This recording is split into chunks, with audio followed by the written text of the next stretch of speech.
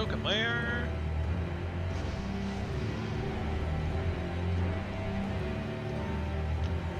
That's ignore me. I added a new fog because I bought it on the Roll20 marketplace, and I think it's pretty cool. It represents the haze, and I bought it. It represents the haze, and I think it adds really good ambiance to the maps itself. And hello Twitch, hello YouTube, for those of you who are enjoying our Dungeons of Drakkenheim stream. I just want to say, for all of you who watch us regularly, I know there are a few of you out there, I'd like to say thank you and apologize for the small hiatus that we had. I had some personal issues, IRL stuff going on, but I am back, and we are back to continue our adventures in Drakkenheim.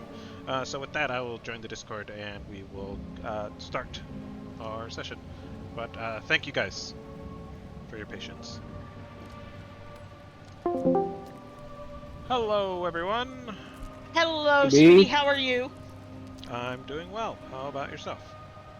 Yeah, not bad. I've got food that's going to be here in like a minute, so if I go quiet, it just means I went to go to the door. Sure, no problem at all.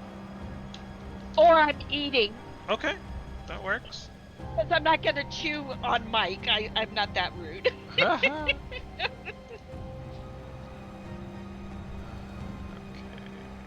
it's gonna stay here.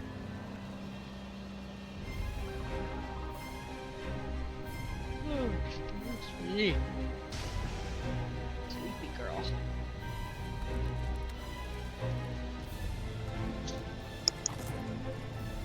Cup on his way? I think he's in here already. Oh. Yeah, he okay. is. I didn't hear him. I think he's eating too. I didn't hear you pop in, sweetie. I'm sorry. Oh, you're good. Alright, so it's been a little while since we last played, and these guys are, I gotta mark these off. I don't need you guys freaking out, thinking other things are here to kill people. So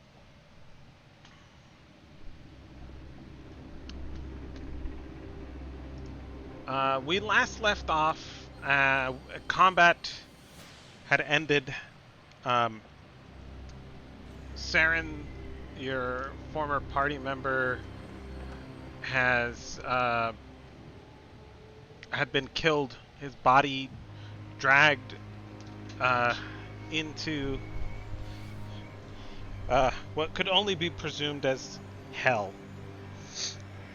His familiar disappeared. Shadow calls out for him, hears no response, till Saria screams out into the haze and the vastness of Drakkenheim.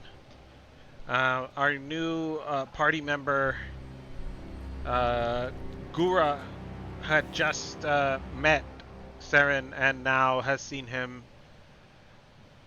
fallen at the hands of these strange creatures who had made mention of a master. Their make was that of a small child size. They moved with almost a natural speed. They were extremely agile and apparently extremely deadly. You guys are maybe a little bit shocked at the loss of a party member so soon after the loss of Barlas, who had abandoned the party, chose to run away and was subsequently killed during that time. Tosaria and Garu were witness to this as a monstrous,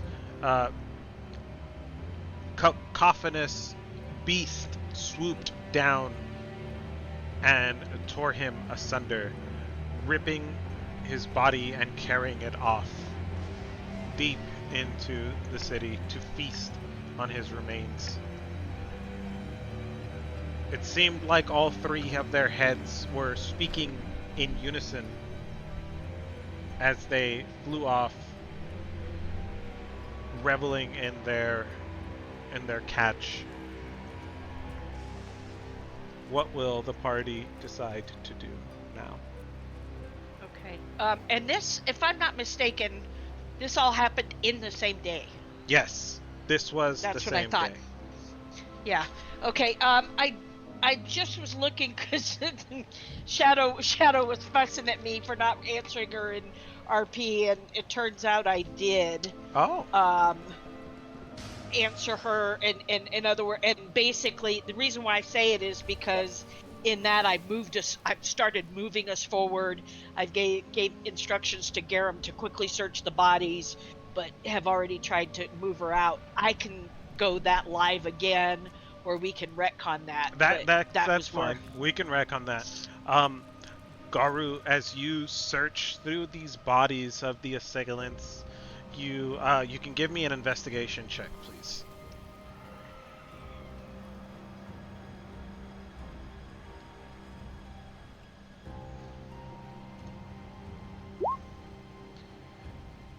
These bodies are small. There's not a whole lot to look over, but each one of these, uh, as you look through their robes and their tattered clothes, that of what Shadow had thought of was an urchin, a street urchin, much like herself when she was a small kid. Um, they all have these burlap sacks. They are very worn. They're kind of uh, put together. They look like old grain sacks that have been fashioned so that they can loop around their necks and be worn maybe on their backs as they uh, make their way through the city. And as you look inside, you find just gore. These are pieces of bodies that they have been collecting. Some of them you think may be rather fresh.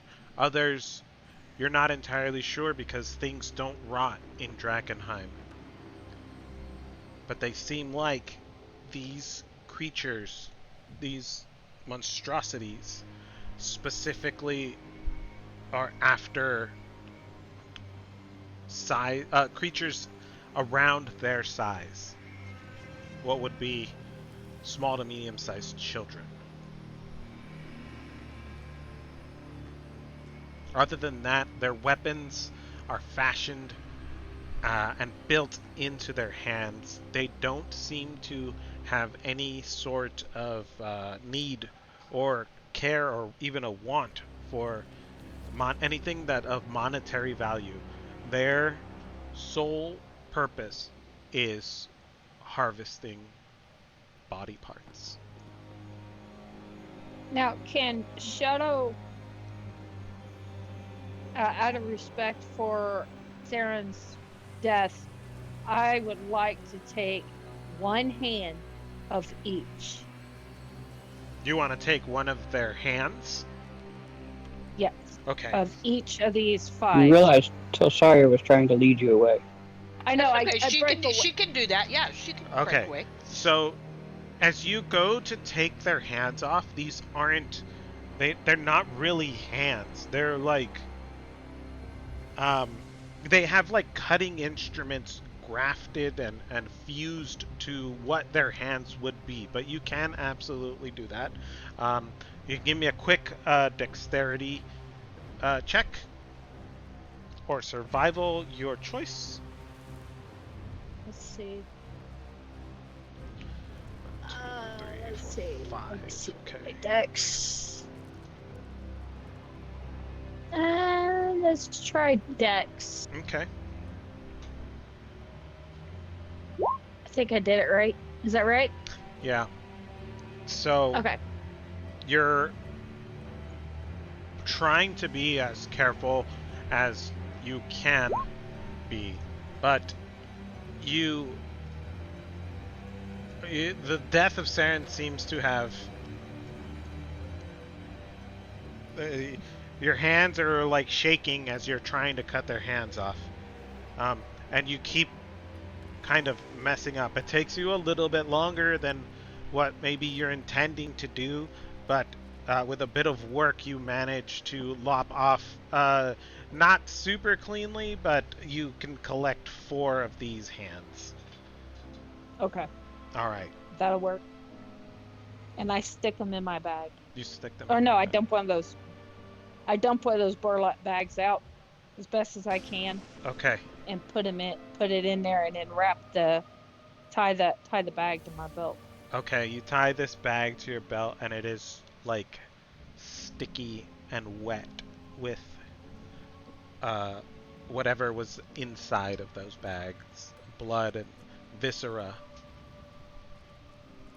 You gotta remember, I'm a street urchin. I'm probably used to being in sewers. I'm sure you are. So, Tilsaria is now trying to usher everyone out of the city streets. Yep. Is that correct? Okay. Where are you headed? We're still trying to make our way to Emberwood, yeah? I would assume you guys would be going to Amberwood Village. You had a. I think now more than ever we need to go there. Yeah, I want out of this city All right. right now. You want out of the city. So you I are. do make a quick scan to make sure that Saren's body didn't like just get flung really wide or something. Give me a perception check. Okay. I'm pretty Or sure I know what investigation. happened. No, we'll go perception. Okay. I'm better at that. Yeah, you see scorch marks where his body was. Scorch marks Okay. with light drag marks, and then they just kind of disappear into nothingness. I shake my head and say to myself in a low voice, it's as I feared. Shadow, Gura, come on, we need to get out of this hellish place. Graham, and I whistle so that he follows as well. Okay. Grim follows as well. Okay, so you guys are not far away from. If you remember, you guys were previous at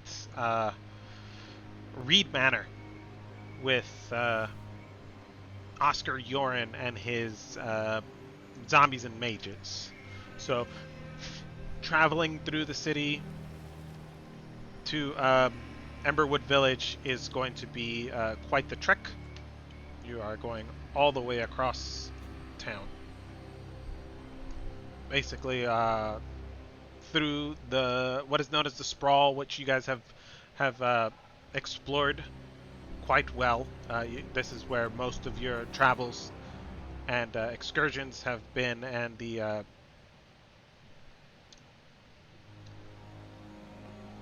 excuse me.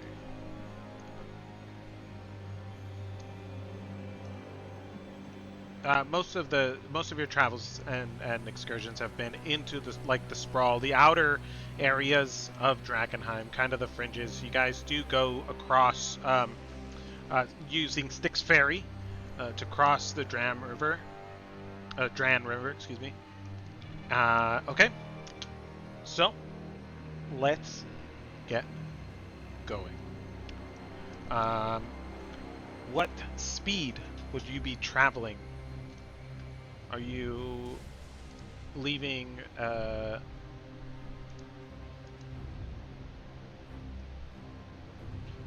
you leaving in a quick manner? Are you looking to go stealthily? At this point, I think as quickly as we can, but stealth, I think, is our primary objective. I mean, we're down another person. We are all quite injured. So I think stealth more than speed, but you Okay. know, All right, you guys what can we give can me do. some stealth checks, please.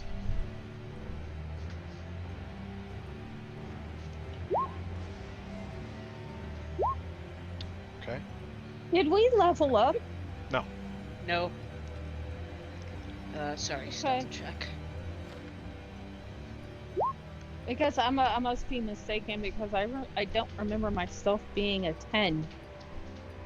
I wouldn't know. I don't fiddle with your all's I don't your all know. character sheets. But When you we could. made level 5, dear, your proficiency went up to +3, which, as an expertise doubled, makes it +6. Oh, okay. All right. So. Must have been a while since I've seen Shadow's papers. Yeah, we haven't played in a little while. All right, you guys are trying to be as stealthy as possible. Gura kind of isn't being super stealthy, maybe because of all of the recent events that have occurred. His maybe his constitution is a little bit taken back, or maybe it's the fact that he made friends and now one of his friends has died right before his eyes. But I'll have everybody roll me a d6, please. I'll be right there to roll it. Or you tell you what, go ahead and roll it for me. I got a handful of ketchup. No problem. Okay. Oh shit. You don't you have a rolled plate to put the ketchup on? You rolled. Say what? You.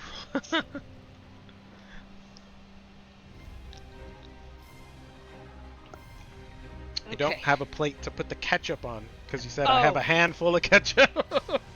Yeah, no, it dripped out of the burger and went everywhere. So. Okay. Okay, I'm back now. Okay, you rolled a 2. I had it on whisper rolls, but you rolled a 2. Okay. I believe you. Wonderful. So you all start making your way through the city streets of Drakkenheim. And we will go to our Drakkenheim map. You guys are up here in this general direction, and you all are headed way over here. You guys... Where exactly can you ping? You guys please? are up here by 7, and you are headed southeast, across the Dran River to Emberwood Village. Alright. So you guys make your way through the streets as quietly as possible. Agura is, what's the marching order here? Tilsari, you said you were leading, correct? Yes, she's leading. Okay. I'm sorry. Yeah. No, you're fine. Tilsari is leading. Shadow is following close behind, and Gora is bringing up the rear. As Shadow, maybe your mind is elsewhere. Maybe, obviously, seeing Saren's death, or knowing about Saren's death, not even being able to see his body one last time has affected you in some way. And but Gura kind of puts a steady hand on your shoulder, and you guys continue on through Drakkenheim. Shadow's so depressed she doesn't really care if the hand is there or not. Okay. You come across the typical sights of Emberwood, strewn about destruction, rubble in the streets. You catch just the smallest ray of sunshine that kind of peeks its way through the haze, and as this beam cuts through the haze, it lands on the side of a building. And instead of just sitting there in a small circle, this building seems to refract and reflect the light. This building has been changed. It is no longer made of stone and mortar. It is entirely made of glass. the unnatural and arcane mysteries of delirium and the impact, they are truly a sight to behold. The haze quickly shifts, and in a flash, the light is gone. The building ceases to reflect this light. Based on the fact that are we in the sprawl where we've been before? Did I hear that correctly? You guys are headed that way, yeah. We're headed for the sprawl, so we're not there yet. The reason why I ask is if it's territory we've been in, is there a way to like mentally mark, particularly being a wanderer and a ranger, to kind of mark a general place of where this building was in that brief time, or no? Yeah, you and could. That's okay if it's no. Okay. You could. So you guys have been traveling down Academy, across Academy Way, across Academy Street, which is here. Right? So you guys are making your way around outside the walls of Drakkenheim, because these are walls, right? So these are the battlements and the walls of Drakkenheim. Yes. So you guys have to make your broadcast to others. Okay, perfect. So you guys are making your way this way, right? Got it. Okay. So with about an hour's travel, you guys are in roughly this area. But yeah, that is what you see. You see like a weird building made of glass. Okay, and is it in this area, like close by, or is it way off in the distance? It was so beautifully described, but I missed that part. In other words, like, is it like perhaps Castle Draken, or over in Queen's Park Garden, or is it somewhere within distance? If you're looking for some kind of landmark to mark this area, the closest landmark you would have come across before, as you guys have come this way, would be Shepherd's Way. Okay. I do make a mental note of it. Come back to Shepherd's Way, and that's it. Because I'm focused on getting us the hell out of here and being quiet. And I definitely don't want to deal with it today. But that's obviously something that needs to be checked out later. Okay. And right now, well, Gura could remember it, but I know Shadow can't right now. So. Okay. All right. That sounds good.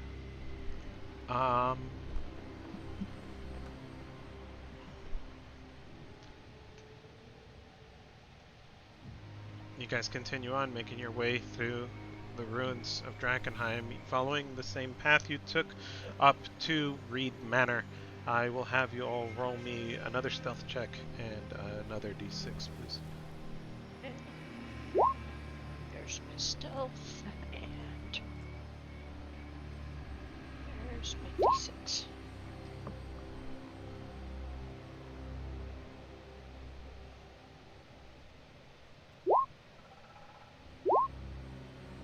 Okay.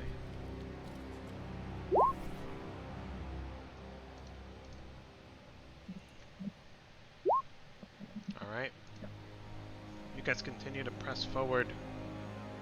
You expertly navigate the streets, avoiding any potential horrors. You do catch glimpse of familiar figures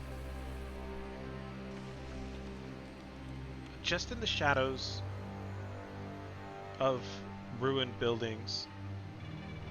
Maybe underneath a sewer grate, you catch just a glimpse. Rat people. Ratlings. But you continue Yep. on. Yep. All right. I presume they're still not bothering us. Not at this Or at time, least- because you guys rolled pretty high on your stealth, and you rolled good on your d6s. They haven't taken notice of you. They are busy with other things. Okay. But if you do recall, the rat's nest was never completely cleared out. You guys- Correct, and that's why I was wondering, but you've told me enough now. In other words, it's not so much that they are respecting a previous treaty, is that they didn't really notice us. they didn't They're notice you busy guys. with their thing. Mhm. Okay. They're Thank doing you. their own thing. Yeah. Fair enough. Okay. All right.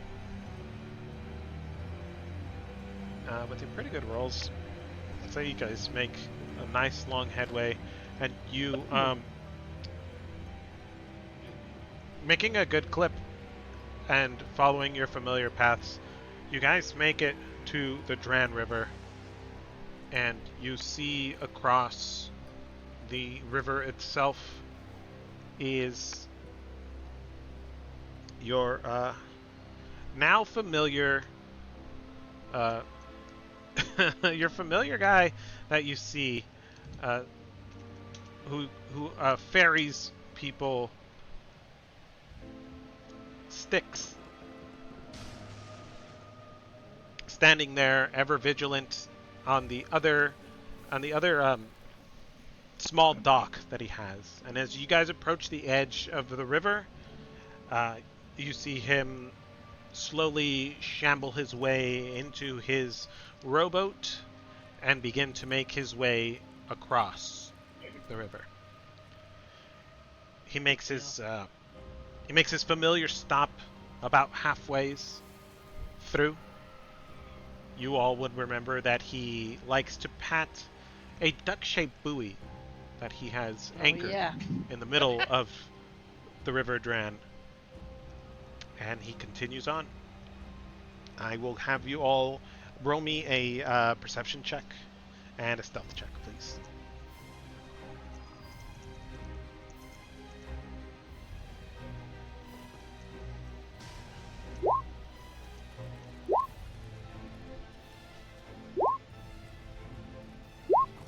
Oh. Okay. Let's see here. Okay, perception 23, 12. Alright. Your perception checks are enough for all of you to hear, especially Shadow. Shadow, you... even in your depressed state, this sound is enough to snap you out of it momentarily. It is the howl that seems to echo for almost miles across the entirety of Drakkenheim itself. It is the call of a monstrous Garmir. You've heard a roar like this before, but never at this intensity. It sends shivers down your spine. Does everybody else hear this too? Or Yes. I look up and I say, be prepared. With a 23, this call is...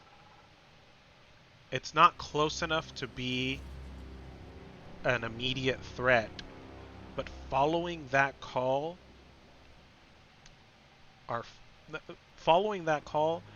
is the sound of maybe hundreds of Garmir. Ahead, behind, all around? Deeper into the city. Okay. And it Which seems is not the way we're going. not the way you're going, but it seems to have driven them into a frenzy. Okay. There's something big going on in this cursed place. Yeah, something's got them around. Yeah. Let us move as quickly as we can and get out of this cursed place. I hate this place today. Styx I hate it too. pulls up to the small dock, helps you into his boat, and moving rather quickly, even for a husk of a person, begins to row in the opposite direction.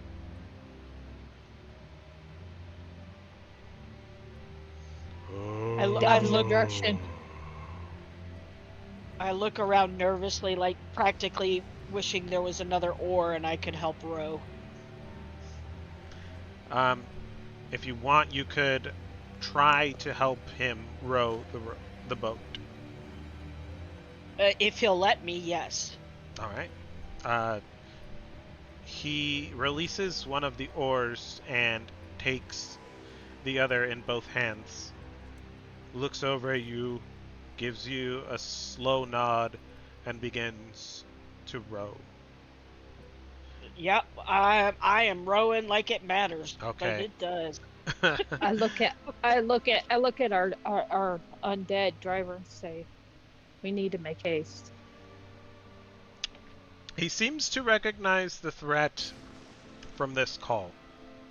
Being a resident of Drakkenheim, it would not be unfamiliar to him.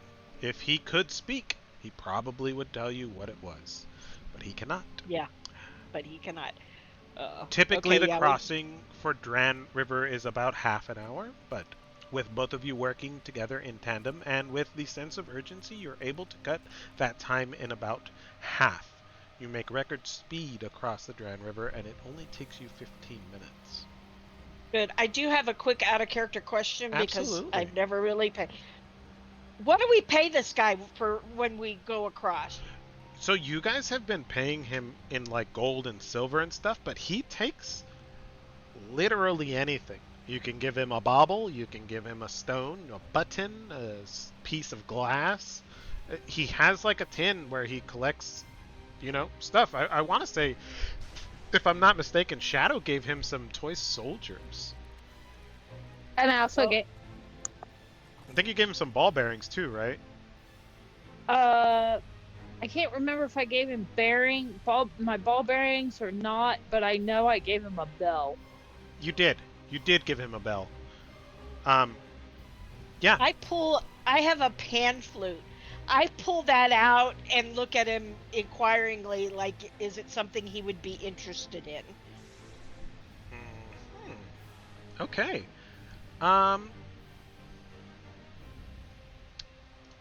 Let's see. He picks it up really gently and he puts it to his mouth and he goes, oh, oh, oh. He tries to play it, but he's not. He doesn't have the dexterity in his hands, but he digs I it. was afraid. Okay, I give him that and also 5 gold. All right. I just he I helped give him- us. Go ahead. Go ahead, Patty. Oh no, I had nothing. I was just clearing my throat. Okay. I give him this necklace that Barlas gave us.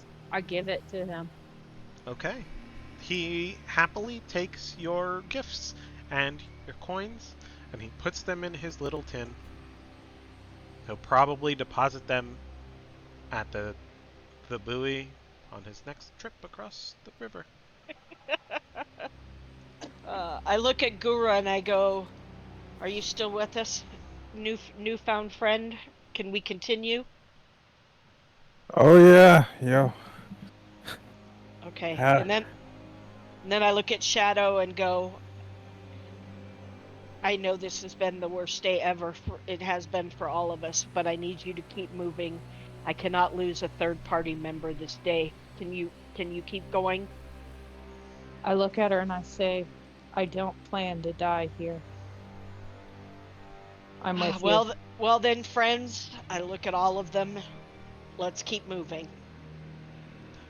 That's a really good line. I'm going to give you inspiration for that, Tilsaria. Oh, well, thank you. As Gura exits the small boat, Styx regards him with a bit of curiosity. It strikes you that Styx has never laid eyes on a creature quite like Gura, and he studies him. And as you exit the boat, the small rowboat, he lays a delicate but dry, husky hand on your shell. Nothing aggressive or anything like that. He's just kind of like very interested in your shell. He stands there and takes up his post again on his small dock, waiting for the next ferry across the Dran River. As you all press on, I'll ask you to give me a last stealth check and a d6, please. There we go. Now we're talking a little bit of work.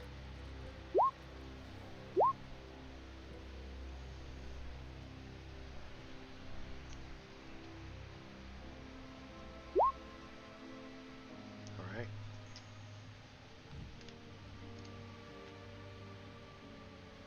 1, 2, 3. Oh, yes.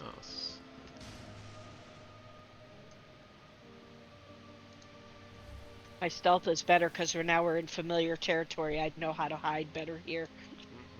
I know where all the places are. Okay. Shadow just blends into the shadows and don't care. She just All wants right. out. As you are sneaking through the city,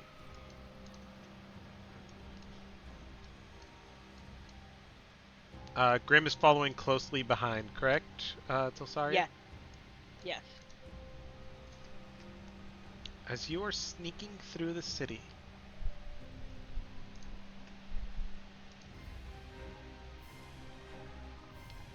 you are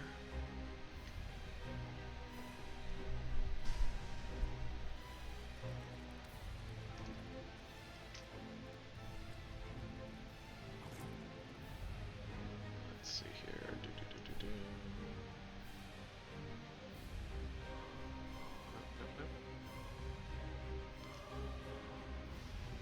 Okay, you guys are up here. Yep, I see us. Okay. I do not yet. It's going to take a little bit to...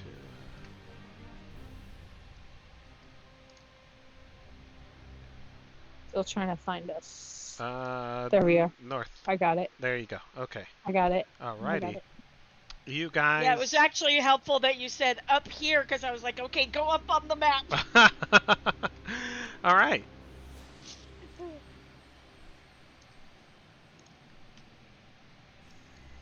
What's the purple dots for? Oh, you know what? I'm not entirely sure. But I will remove them because I don't I believe... think it was from before when we had sicknesses contamination. associated That's with... right, right. Yeah. Oh, Alright. I can't control that one. Oh, okay. There you go. Boop.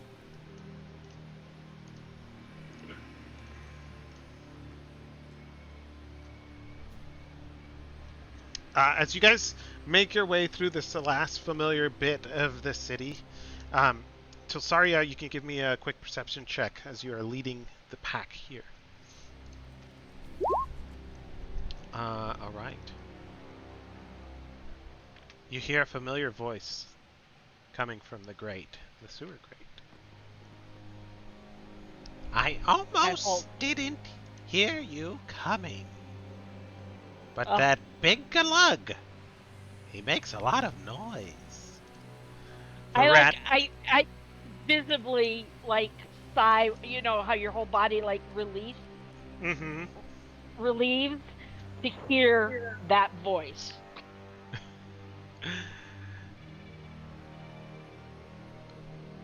And I practically run over and I'm like ready to hug the dude.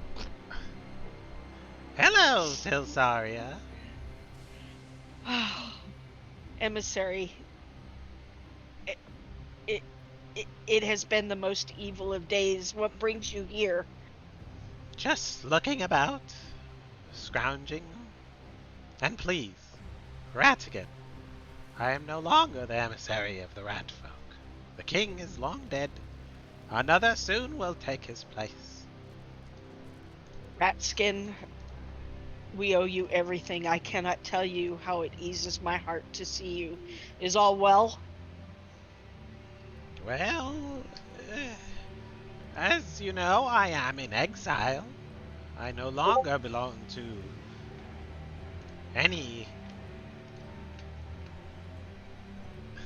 I no longer belong to any enclave, if you will. From what I understand, a prince has been crowned. But Are other you than in that, danger? oh no, no, their numbers are not anything of what they used to be. We shall see. You seem to So be one you are. short. Yes, we lost one of our dear companions. Actually, we lost two, but we gained a new friend, and I kind of like. Well, I can't point because it doesn't matter. Ratskin is blind. I kind of guide Ratskin's hand over to Gura, since Gura has come up close, Hmm. and say, "We have a new friend. This is Gura. He has proven to be faithful. We lost one in battle, and another left us suddenly and then was killed himself by this strange beast.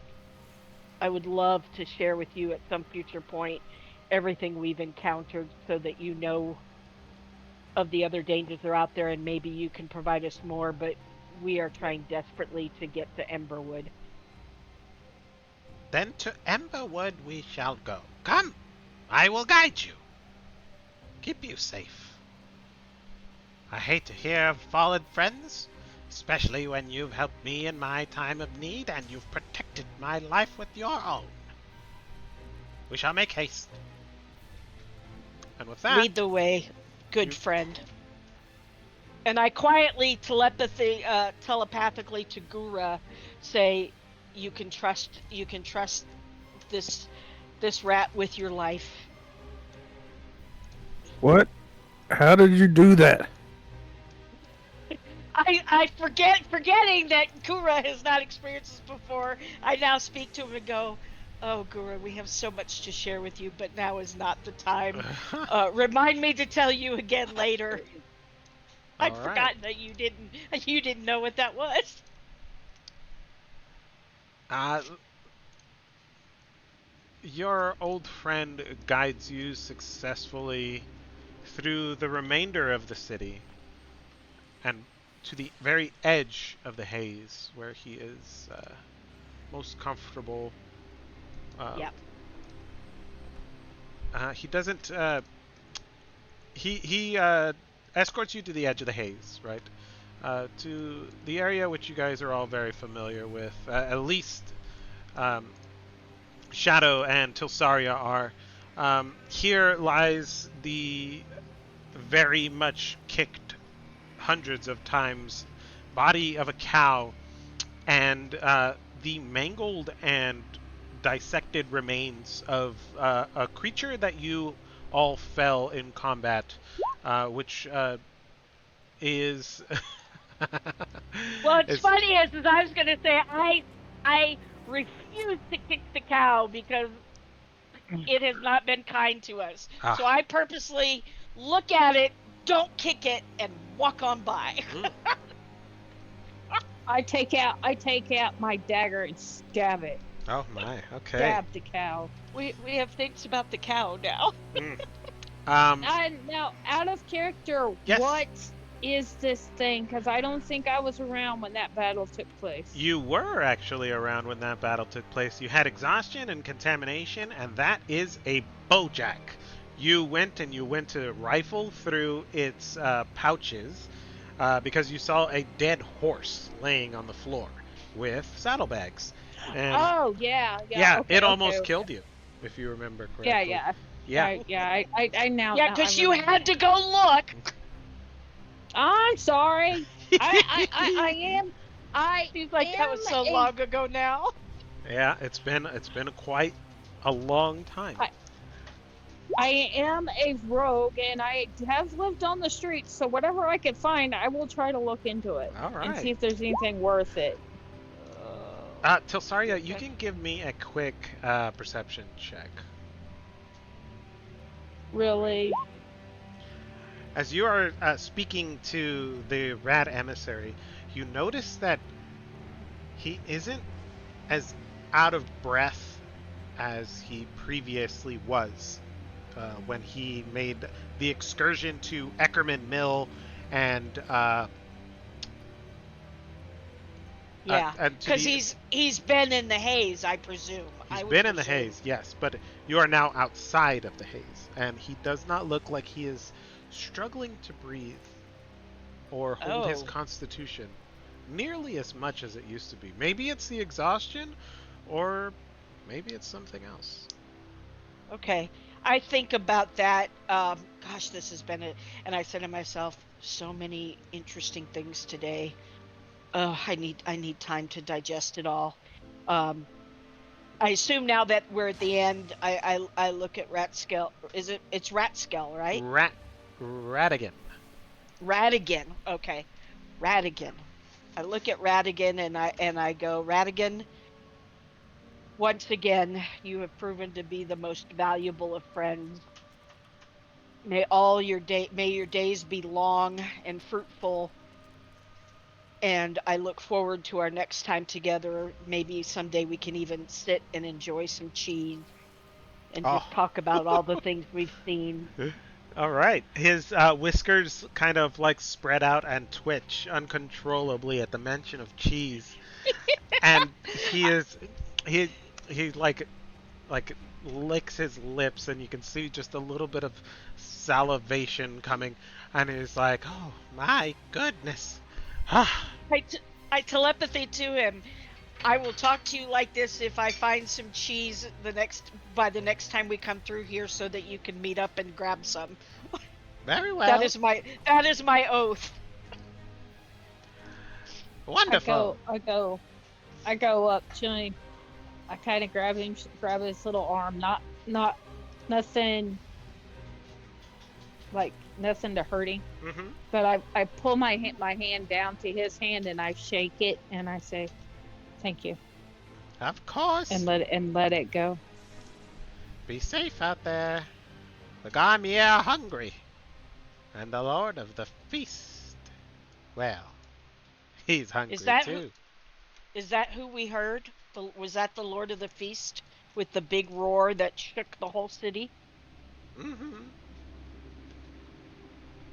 Oh, I wish we had time to talk more. Thank you, Radigan. You, as usual, you have been invaluable. Please stay safe. Until we meet again. And he kind of drops down on all fours and scurries away into the haze, and quickly he disappears from sight. Thank goodness for true friends. All right, we've escaped the haze. Let us move with all speed. Let us get back to safety. All right, you guys Yes. make your way to Emberwood Village.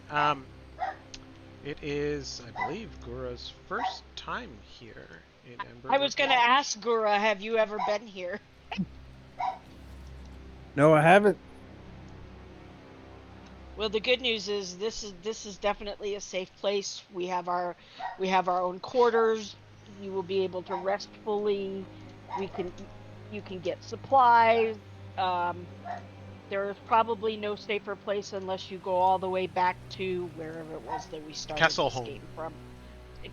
Unless you were to go all the way back to Kesselholm. So rest easy, my friend. As soon as we have made it to the city. You said we had. Yeah, you guys are in This Emberwood Village, yeah. Yeah, this is safety, and we can finally grieve our friend. Okay. You guys I make your way into Emberwood Village. Where are you headed? I go I over assume to it's got to be like late, because that was a long ass day It and a is. lot of travel. It is getting late, yeah. The sun is going down. I come over here to our little fat friend over here. I Mm-hmm. don't remember his name. He is Aldor the Immense. Yeah, I come over to Aldor and I look at him and say, "Sir, please tell me you got a couple of pieces of cheese." Aldor the Immense, okay. Be greatly appreciated if you had some. I whisper to Gura, not telepathically, because I don't want to freak him out again. Um, Aldor here is a great source for many of, almost nearly all of our supplies. He has been very helpful. You have lots of friends in this land of terrifying creatures. We do. We don't have many, but the ones we have are generally good. Yes. I look at Aldor and say, "Sir, I would like to buy a couple things if you don't mind." I would never mind. I kind of Cheese. wipe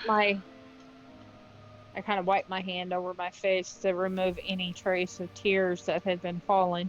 Do you have, Interesting. Okay. do you have a couple of pieces of cheese? They could be small, they don't have to be real big. Well, my dear, cheese is in quite short supply these days, I'm afraid. It will cost you quite a few gold pieces for just the smallest sliver. I kind of hang my head and I'm like, all right. Do you have how much would you charge me for another robe with a hood? Mine kind of got destroyed. My goodness, I don't think I've ever seen any kind of damage like that before. Do I still got scars and stuff on my face? You Out of were character? you were healed. The disease was healed, but the visible damage was not because you Okay. it wasn't restoration, I believe. You know what? Let me check. Hold on one second.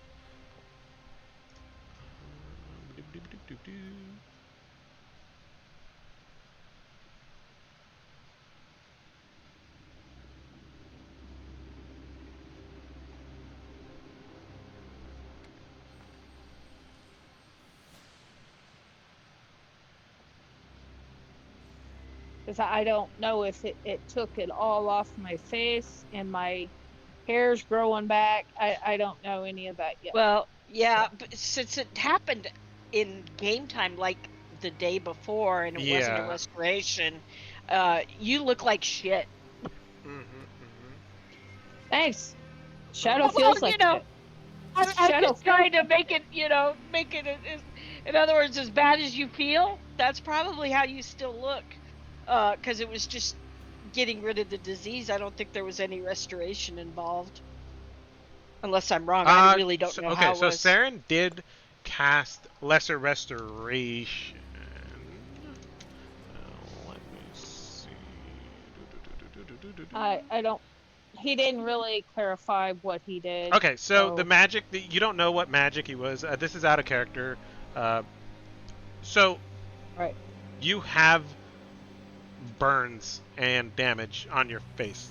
The magic that he used was to cure you, but the level of magic and the type of magic doesn't.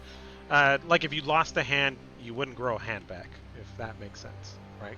So yeah, Okay. I would say you'd have some visible damage to your face, at least a bit. Okay, so he waves over to one of his guards, one of his helpers. And he goes, "I need a slice of cheese, something small." I telepathy to Shadow to go. Remember, Saren and Varlas had virtually all of our money and wealth. We have very little. So get your cloak and get a little cheese because we promised it. But let's be careful. Right. That's all. Yeah, we have a little bit of store credit, but not much. Will you be Now, using I your? can't. Can I not tell it? Can I not think to myself and she get it? Yeah, I know. No. Telepathy doesn't work that way. Oh, okay. Yeah. No, you can answer out loud. It's nothing secret. I was just basically trying not to be intrusive with Aldor. Oh, okay. I Sorry. So I And meant. letting Aldor know how desperate we are. Okay, so you were telling her telepathically, right? Okay, so he Yes, doesn't know. Okay, to cool. her. Okay, cool, cool, Correct. cool. Um, and then I turn around, look at her, and I say, "That's all I'm getting." But I don't have a lot of money either. Just go ahead and use the store credit. You need clothing, and we owe Radigan practically everything. So that to me is a thing worth spending. But we're gonna have to tighten our belt for a while. Right. What about the group loot? That is the Barless group has that. loot. Yeah, Barless and was this Saren? Was Saren, this yeah. the game? Yeah, Yeah.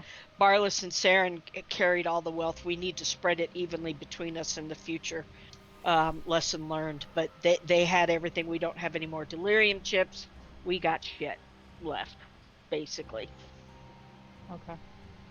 So yeah, Aldor reaches for, and it's like, you know how like, if you remember, I'm sure you guys have all seen the Mickey Mouse when Donald and Goofy like cutting the piece of bread. It's like a razor thin piece of bread. It's like like a small little wedge of cheese wrapped in wax paper, and he's like, "Desperate times make for profitable times. 5 gold." I sigh. I sigh with a little bit of relief, and then try to catch myself because I realize I've given it away. But I'm actually relieved that it's only 5 gold, and I go, don't take that from store credit. I will pay for that, Very well. and I deduct the gold from my stuff. Okay. Uh, and then Shadow, I look at Shadow, get new clothing, please. Um, Aldor looks you over and he goes, "Down to friends, and in Yes. very rough shape." He's I gonna- hang my head and swallow the lump in my throat, trying to hide my tears. And I'm as stoic can be. Okay. It's taking everything I have, but I'm doing my best to hang on and just gut through. Is there a blacksmith in town? There is a blacksmith in town. Yes, in fact, we are. I look. Did Gura ask that question out loud, or are you asking that out of character, sweetie? That was out of character because I don't. Okay. Yeah, there is one. We're butts with Really? him too. Okay. Um, Oh shit. Aldor looks at you and he sees like the he sees the tears, he sees the burns, the tattered clothes that you have on. And he's like, "Ugh, don't go around telling people of my generosity now. I've got some things I'm sure can fit you." And he kind of nods at his assistant, and they pull out, like, it's nothing nice. It's tattered clothes, but it'll cover you up. "These are just taking up space. Here you go." I I take them and nod. How much do I owe you? Try to have a better day. And remember, I'm always buying. I look at Aldous and go, thank you. And don't worry, we won't tell a soul. Very good, my dear. Very good. Now, if you'll excuse me, and he pulls out a silk napkin and he tucks it underneath his enormous chin and goes, "It's dinner time." And his Okay. his assistants start bringing out like the little table where he has all his accoutrements. You know, it's like a roasted chicken, an orange, like things that are just like for Emberwood, they are extravagant. Some really good wine, obviously some cheese, chocolate, and he's got a pipe loaded with tobacco ready for him after his meal. Good Oh my evening. God. Good evening, Aldous. I after such a bad day and such stern thing, I can't help but smile because some things have not changed in this horrible, horrible day. All right. I take my stuff and I go back to our cabin. I tell Saria, I will meet you at the bar. I nod and look over at Gura. Gura, is there anything you need? I would Or would like you to like go to a blacksmith. I don't feel very prepared for what I've just experienced. I understand. Well, it just so happens that we know a blacksmith.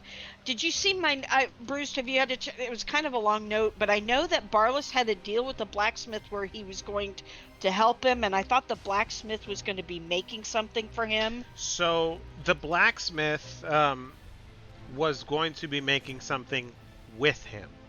The work on With the him. Yes, the work on that item has not started because Barlis was supposed to bring him back either some kind of alchemical cure for his wife, or I think that was it. Okay. He was looking for something to fix her, so he hasn't started on any work.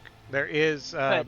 Okay. what was agreed upon, if I remember correctly, was a 500 gold pieces for the crafting, which is basically cost for him, for the crafting of a shield and No, a couple of armor. daggers. Was it He was using the shield from Brutus right? to That's change correct. into armor Yes, for yes, himself. yes. Armor. I think it was like It's the he was shield. trying The to take a shield is still magical. there at the blacksmith. Yeah. He was trying to make a piece of armor for himself. But since Barlis is no longer with us, the shield is at the smithies. Okay. But in other words, the since work hasn't begun, he hasn't lost it. That was my concern, was that had he lost money? Do we need to try to make him whole? But it sounds like Yeah, he hasn't no, and started anything yet. Yeah. And yeah, Barlis and was we are supposed to still help him with it. Yeah. committed. Yeah, Okay. we're still committed to helping the wife. So this sounds like a great place to go. And I show Gura the way to the blacksmith. Okay. Shadow heads to cabin number 4, 3. I don't remember. 52. I don't either. Cabin number 3. Shadow heads to number 3. Um, you disappear. She walks off rather slowly in a southern direction. Quite familiar with you, Tilsaria and Gura. You have no idea where she's going, but she's headed towards number 3, and then eventually, Shadow, are you headed to the Gilded Lily, or are you going to make your way to the Skull and Sword? The place where we always go. You guys are headed to the. Is that You're this- headed to the Gilded Lily. Okay, Bark and Tilsaria. Buzzard, I thought. It's the one that we originally go Bark to. and Buzzard. Right, you're right. Bark and Buzzard. Okay. Yeah, I'm gonna rifle through the clothes and see if I can try to mend any of these clothes and find me a cloak and make a mask to cover my face.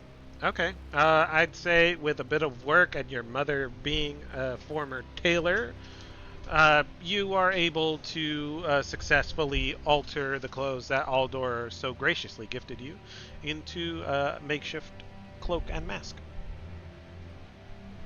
Now, Oh, was there like pants and shirts or anything like that? it's like a cloak and like an oversized shirt. Okay. So with what's left over of the shirt, you can make a mask, and then you can alter the cloak to make yourself a new one. Okay. All right. Okay. So I want to one more thing while I was there. yes, I was going to see if I could talk to Jerry and give him a small piece of that cheese and a piece of chocolate. sure. Yeah, you could talk to Jerry. Okay. So, Well, no, she can't. Not. I mean, she Oh, can. She could talk at him. you could talk at Jerry. right. Yeah, that's right. You could talk at Jerry, Yeah, but you that's can't all I talk wanted to to. do. Okay, so you can go into cabin number 3. You sit down. You do your work. You feed Jerry his chocolate and his cheese. He makes random gestures at you and squeaks and chitters. You can't make heads or tails of it, but he eats the cheese and he looks happy as a little fat rat can be. All right. Let me. You know what? Let me run to the restroom real quick. You guys, just like Sure. 2 minutes, and I'll be Yeah. right back.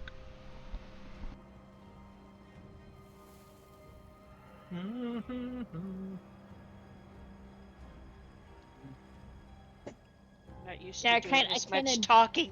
My character's usually the quiet one in this game. I kind of need a friend. That's why I was going to Jerry because I was kind of Yeah, needing no, a I little figured you friend. did. I was just trying to be funny. Like, well, she could talk at him. I was actually wanting to take and hug Grim and bury my face into his fur, but I don't know if he'd allow that or not.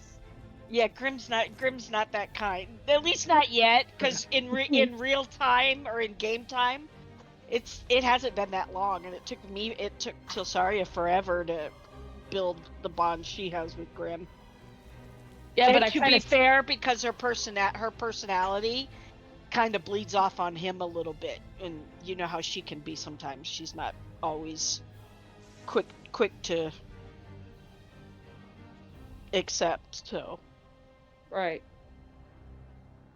we need to find you your own pet so that you can have that. That's what I was kind of hoping Jerry would end up being, but I don't know. Yeah, but I and don't who know if knows? he would It or not. might be. He might be. I mean, there's no telling. You're doing making the steps you can. Yeah, but right now Shadow really needs a friend because her only Well, yeah, long-standing friend of had course. died. So Yeah, yeah. No, no, no. Of course. No, I think you're RPing it excellently. You keep going. Uh, like it's kind of hard not to cry in real life for her because of what she went through. And you might think it's funny no, because you're a hey, veteran of this game and you might think it's you feel funny what you to me. feel. I don't. I I'm not judging, I'm not mocking, I'm not and part of it, like I said, is I'm trying to stay true to this particular character as well. So I don't spend too much time dwelling on it and thinking about it and being bummed that Saren is missing. Well, It's you just also got to easier. yes. This is like what my fourth game, not counting the one that I played All one on right. one with Saren All or right. with Chris. So He Okay. just point and mock. That's funny. Okay, so you guys are headed towards the blacksmith. Yes. All right. Okay. Please don't make me walk there because I really don't know where it is. Oh no, it's okay. It would be to the if you're on looking at the map, as the top of the Yeah. map would be north, it would be to your west. Uh, Crow and Sons is Oh, there it is. yes. Okay, yep. Okay. I remember now. Oh. All of a sudden I can't control I can control Grim, but I can't control me. That's funnier than hell. That's weird. Okay. Let It's me. no big deal. We can pretend I'm there. Oh, it's okay. I'm gonna pull you guys to that map right now, anyway. Okay. Because, reasons.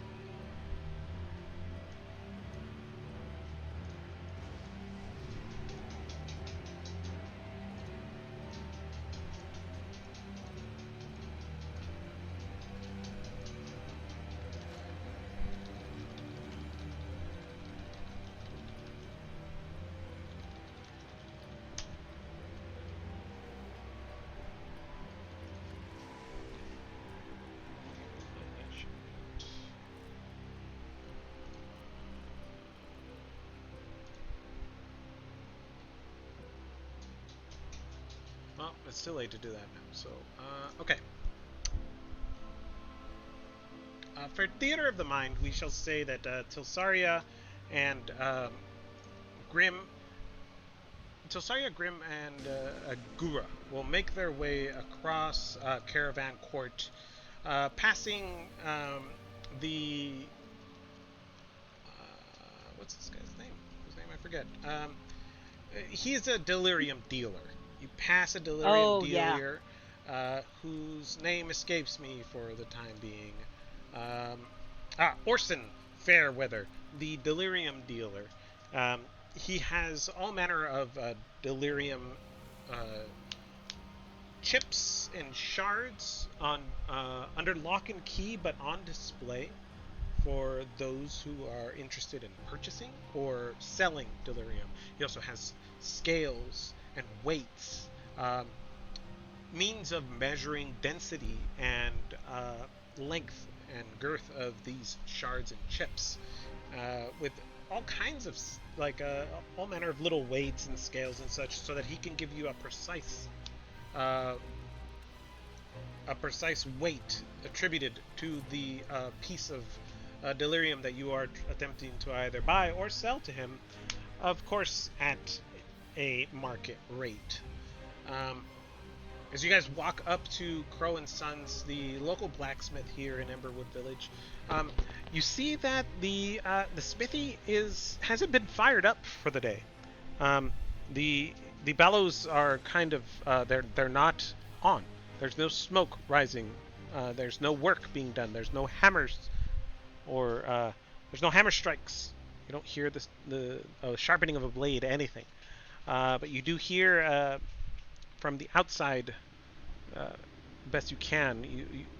You do hear a bit of not commotion, but kind of like animated talking.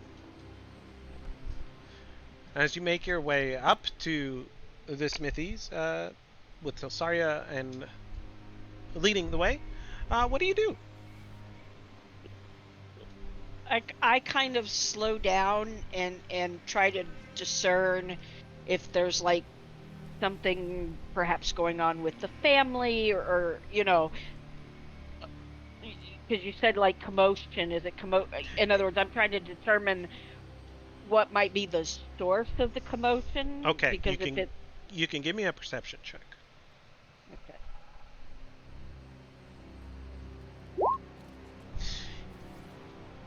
This is the voice you hear is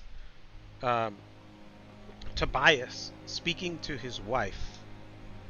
Now, honey, excuse me. He is. Now, dear, please, you've got to calm down. You've got to sit still. He's trying to help you. You hear another voice, one you've never heard before, speaking to Tobias's wife. And then you hear Moria Crow, his wife, speaking. There's nothing wrong with me. Can't you tell? I've been trying to make you all understand. These visions are not a malady. Why doesn't anybody believe me? I'm sorry, dear. I'm sorry. He's just trying to help. Please sit still. See what he can do for you.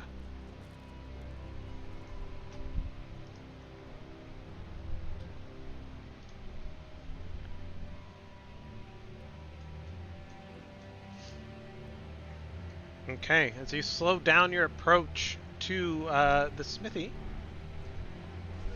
Oh crap, where's the smithy on my maps? There it is.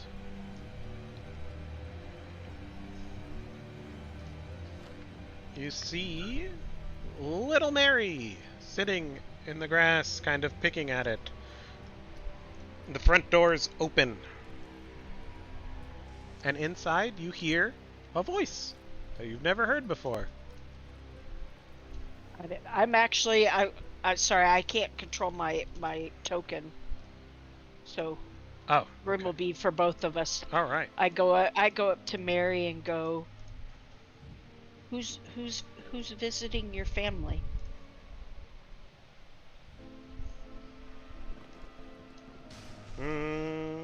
I don't know. Some guy. He's got like armor and Uh, stuff.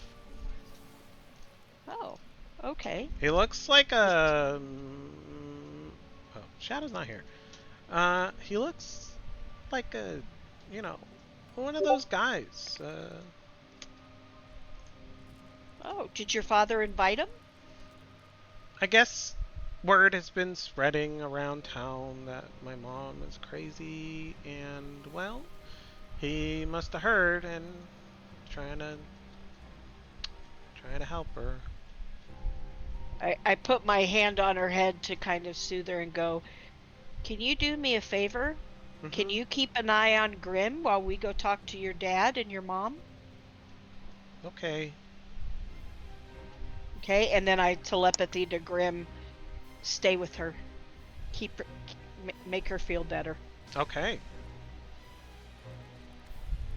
And then I go, I go back over, yeah, All right. and go over, go to Gura. Okay. Let's go ahead and knock on the door. I don't know if he's in for business today, but we do know the family, so we might be able to get what you need. Okay. So, the door's like it's not open. It's ajar, and you can kind of hear like Tobias is pleading with his wife to sit still. His wife is just like she's what you would assume was be as like as her wits end, and another voice in the side trying to calm her down. Yep. I knock on the door, not too loudly, but loud enough to be heard, so that if we're intruding, they have the opportunity to, handle. Okay, so Tobias, oh, what now? And he you can hear like heavy footsteps. Oh, excuse me, sorry, heavy footsteps coming to the door, and he opens it the rest of the way, and he goes, oh, uh, I'm sorry. You seem to have cut me at a bit of a personal moment. What can I do for you? The smithy's closed for the day. I look at him and I go, I understand. We came to give you an update on our look for a cure for your wife. But it sounds like now's not a good time. Would you like us to come back tomorrow? Um, Hearing a cure for your wife, he visibly relaxes, and oh, uh, come in, please. Do you have any news? And he kind of like he just like waves you in and turns around and starts like ushering you inside. He doesn't really wait for you to say what's going on, but he comes in and he's like, oh, um, this is. I'm sorry. What was your name again? Anguis Astrius. This is Angus. Of course, you know my wife, Moria. Say hello, dear. She regards you rather coldly, um, and she looks at you. And she looks at you. At she looks all around the room, kind of like, you all think I'm crazy. I look directly at her and I go, no, ma'am, I don't. But if you are ill and we can help, we will. She puts her hands to her head and she like gives you that tired, oh my goodness, why doesn't anybody believe me? And she like wrings her hands over her face. How many times do I have to tell you, Tobias? I'm not crazy. What do you see? Visions. And I ask her. Visions of future events or past events or what? I see.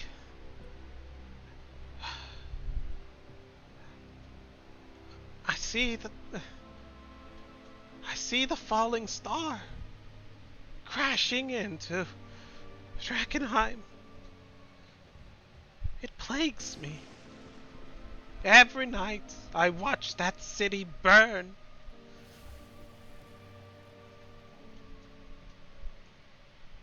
So you suffer from mostly a reoccurring nightmare.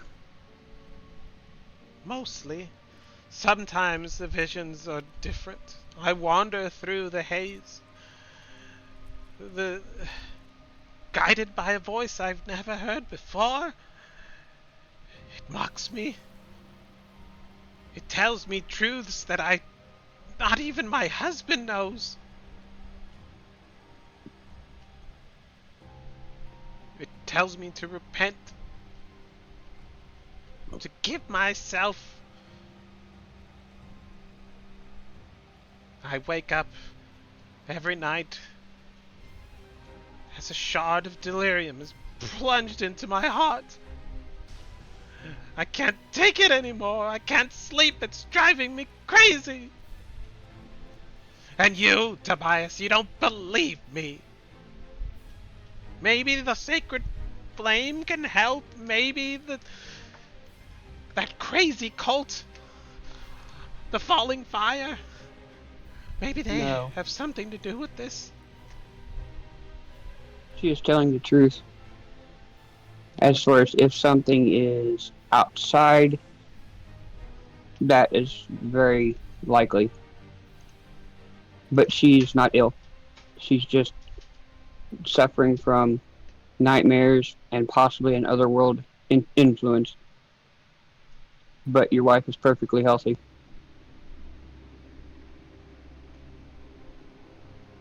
Oh, Other than lack of sleep, and I can give some herbs to help her with sleeping, but it may not be enough to help her not have nightmares. I'm so sorry, Maria. I thought you were going mad. And she breaks down in tears, kind of like almost falling a little bit. She looks faint. And she says, finally somebody knows I'm not lying.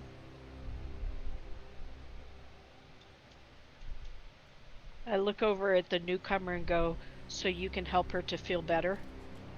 Because that is our only wish, is that if she's ill, she begins to feel better. For her to feel better, it would have to get her away from this otherworldly influence. I can attempt, but I cannot guarantee, as I'm fairly new to Drakkenheim itself and know very little of it, other than what my order has been able to tell me. So you're a cleric then?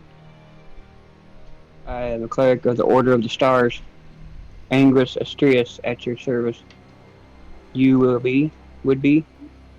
I am Tilsaria. I'm a ranger. That's Gura, one of our companions, and we have others. What are you, Gura? Hello. He's a man of few words. Does she speak our language? He does. And he's a great companion.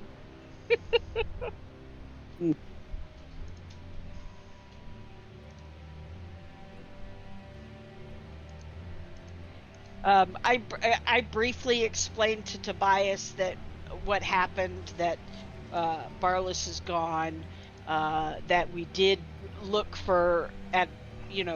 seek out the cure. There was no cure, although happily it looks like this new cleric might be able to help your wife, and she doesn't need something special. Go ahead. Okay. I would like to roll a medicine check and a religion check to see if it might possibly be a curse. Sure, absolutely. Right.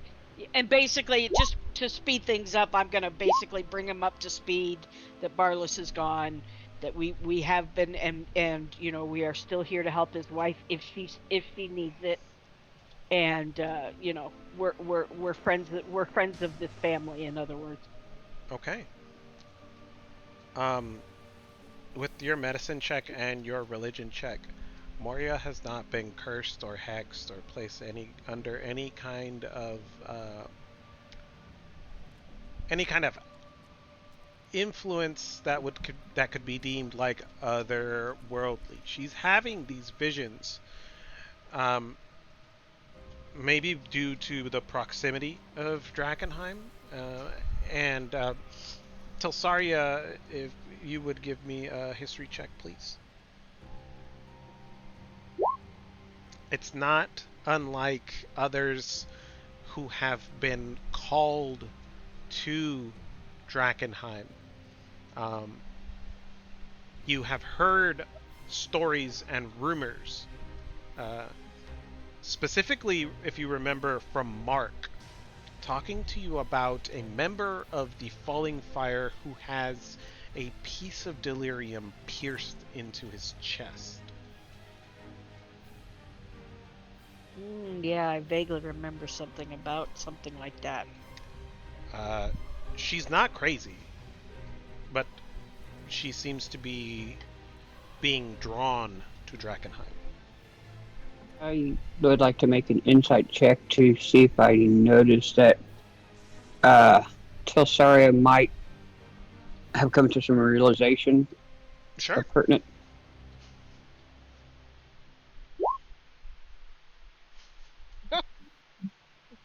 Like, you recognize the possibility behind this, Yeah, and young elf? I will I share with him what that we know that there are others who are drawn to this, and we're not sure what it has to do with, but whether it's effects of the haze or just an affinity for the haze and the scar, and in other words, we don't know everything, but this is not the first time we've heard this tale. And I do look to the wife and go, do you feel the need to like go into Drakkenheim? Are you being like pulled pulled into the haze, or are you able to resist? In my dreams, I'm always start at the very well. If it's not the crash, the other dream, I always start at the edge of the haze, and I walk into it. And And do you feel the need during the day to like live out that dream? And then I try to explain that I fear for her safety, that it's such a dangerous place, uh, that I'm hoping she doesn't feel like she needs to go there. In um, my mhm. opinion, I would say the longer she stays near this vile place of Drakkenheim, the worse it may become. If you want to heal your wife, you need to get as far away. You're speaking to Tobias. Yes, Okay. to the blacksmith. Tobias, but uh, this is our home. Where are we to go? I'm the only blacksmith in town. These people, they rely on us. What if, what if we talk to these, these cults of the falling fire? Well, Maybe they have some kind of information. Would you like us to speak with them, to preserve your family's anonymity in case they are not helpful? What if they're the cause of all this? What Well, if? that's what I'm saying. If they're the cause, I would rather them not know that they're having an impact on your wife and your family, and to keep her safe if they're thing if they are nefarious in their deeds and their desires. I feel that would be a wise course of action, and I would like the opportunity to accompany you to this, whatever they call themselves, Order of the Fallen Star. They are the Falling Fire. Fa- Yeah, Falling Falling fire. Fire, excuse me. you're Oh, good. good, not Star. I nod and I look at the wife and go, do you feel like you're strong enough to be able to stay the course and stay with Tobias and lovely Mary, and not act on your visions at this time? I think so. But do hurry, please. Of course, dear lady, of course. Your family is like our family. We are sworn to protect you all and to find a way for you to get peace. Thank you. And she reaches out and she puts her hand on your arm. And Yeah, and I clasp her hand. She reaches out to Anguis. Oh, to Anguis. Sorry, wrong person. You mentioned something about helping me sleep. Mm-hmm. Could you? And I will give her. Yes.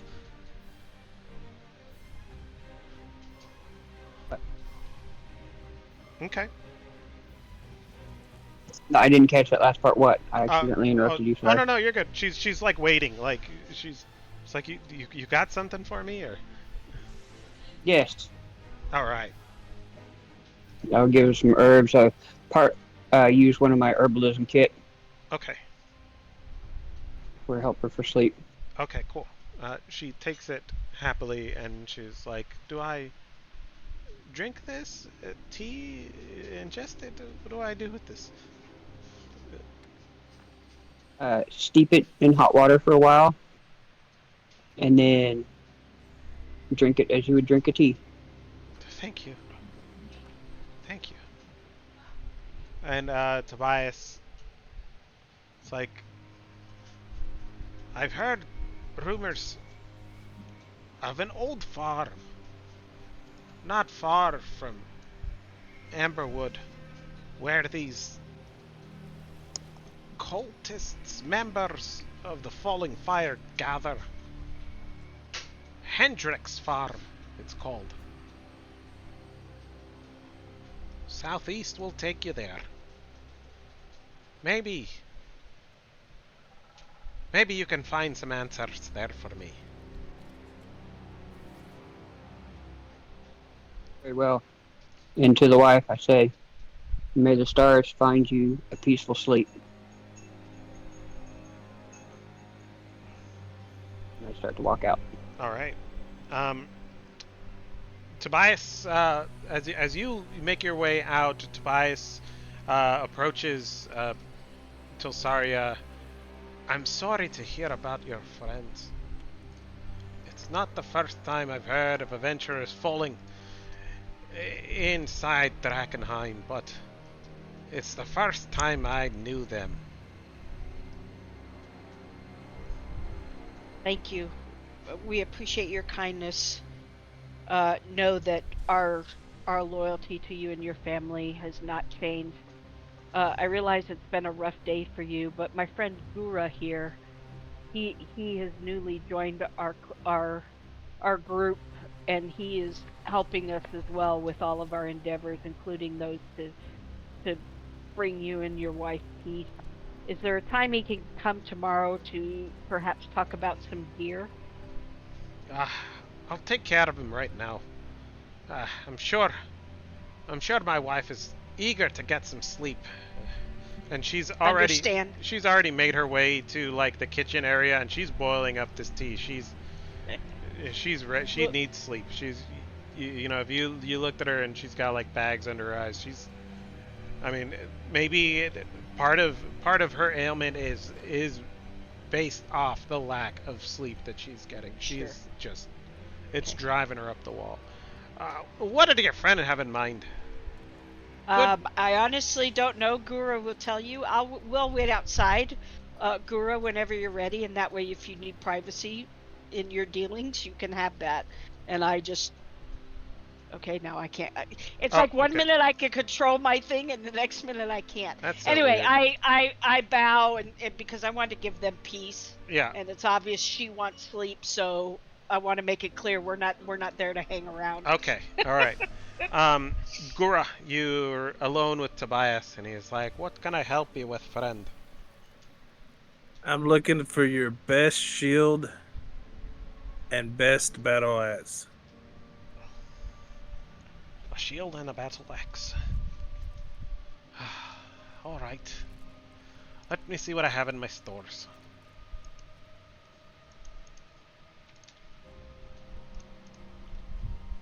I telepathy to Gura, knowing it's just me, Tilsaria. I'm not trying to freak you out, but if you need help with money, let me know.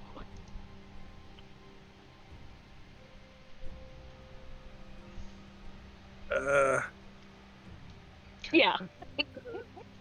Or Gura.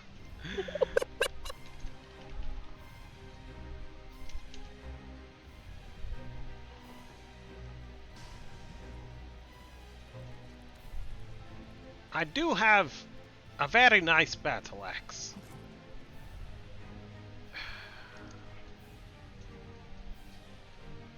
This okay. actually is let me check the price of this battle axe. 1 second.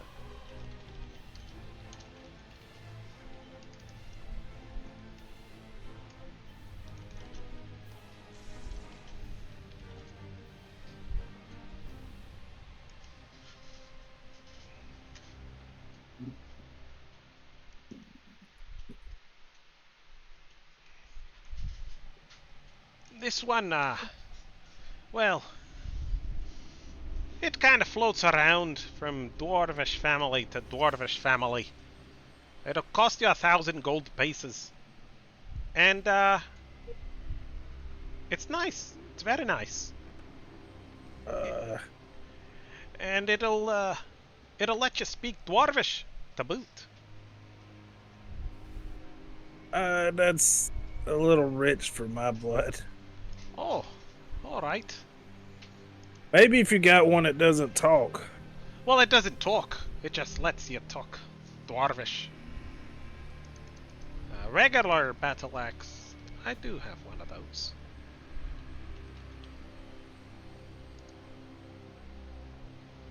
I can give you a regular battle axe for 20 gold pieces. I'll take it. All right. That must be one hell of a battle axe, that other one. That other one is a +1 battle axe. Oh, cool. And a shield. Well, the finest shield in my shop is not mine to sell, but I do have this other one. It'll keep you safe. 20 gold pieces for this one too. That finest shield isn't the one that Bartless left, just out of curiosity. That is the finest shield in his shop, but it's not his to sell. Yeah, no, I know. Yeah. We gotta figure out what to do about that. But there's been so much drama today, I didn't even want to go into that. Yeah. All right. You said 20 gold for a shield? That's right. I'll take it. All right. I normally don't do this, and don't go around telling people I did. I'll knock off 5 gold because you're friends of my friends. 35 gold for the pair. Perfect. Very Starting well. to like you a lot more. You are a curious looking fellow, you know. Never seen anything quite like you before. These are strange times indeed. Now, if you'll excuse me, I need to see to my wife. Okay, thank you. All right. And he kind of like ushers you out the door. You'll have to add those items to my character sheet, I think. Okay, for sure. I will add those items to your character sheet. I can do that right now. Characters.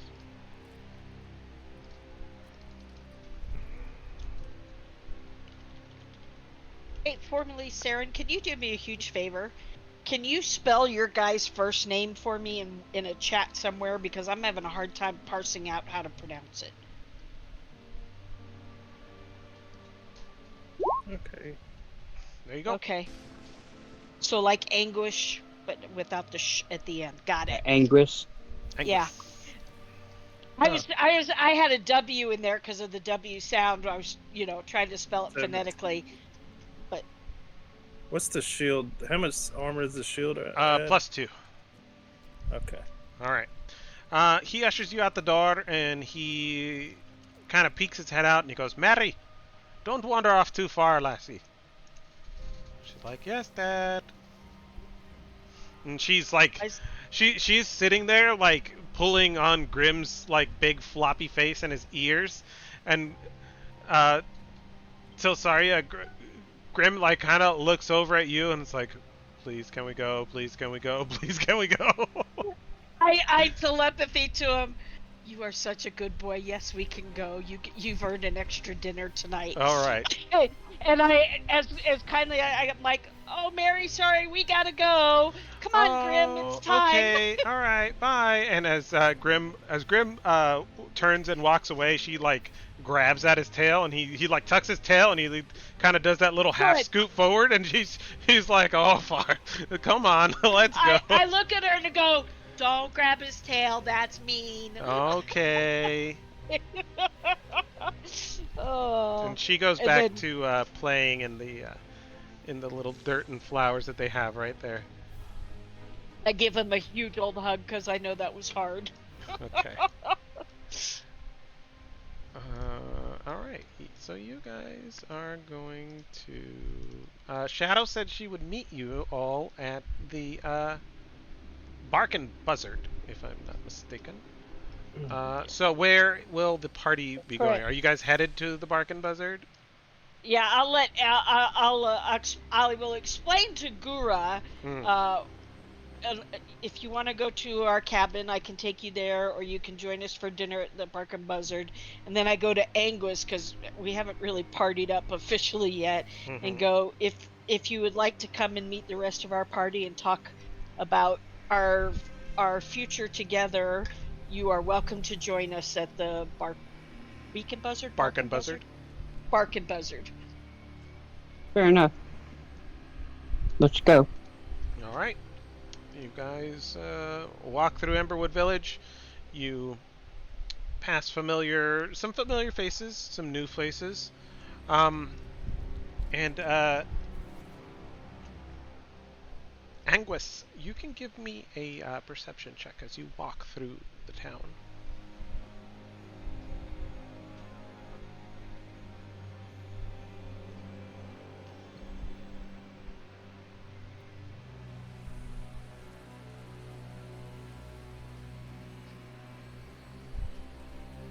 Anguis?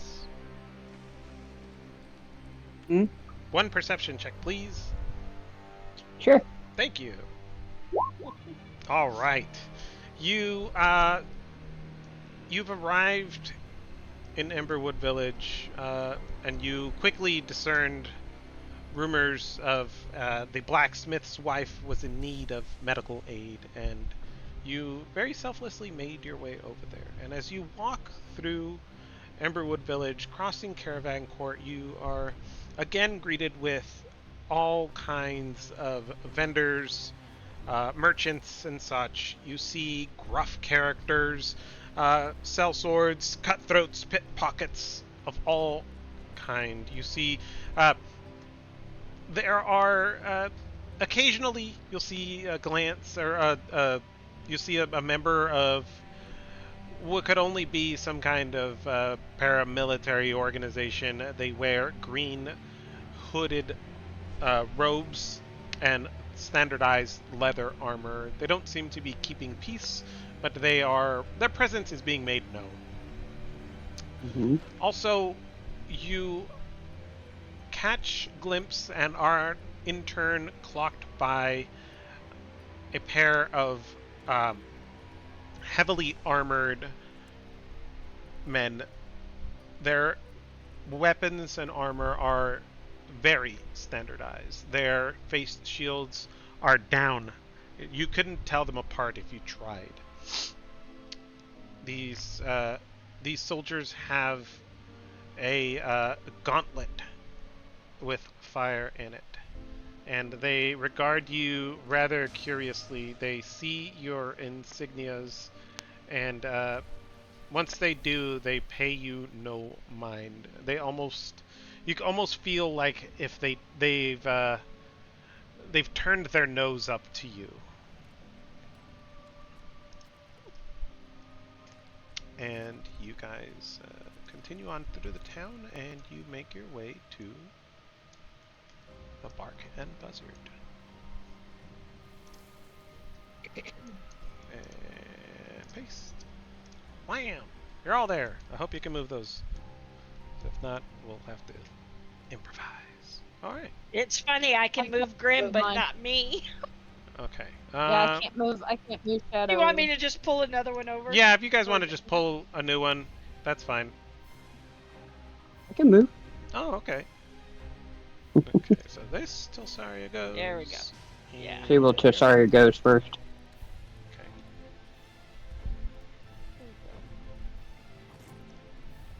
Okay. I will go All right. right here. Oh, no, that's Shadow sitting there. Never mind. I will go right here. Okay.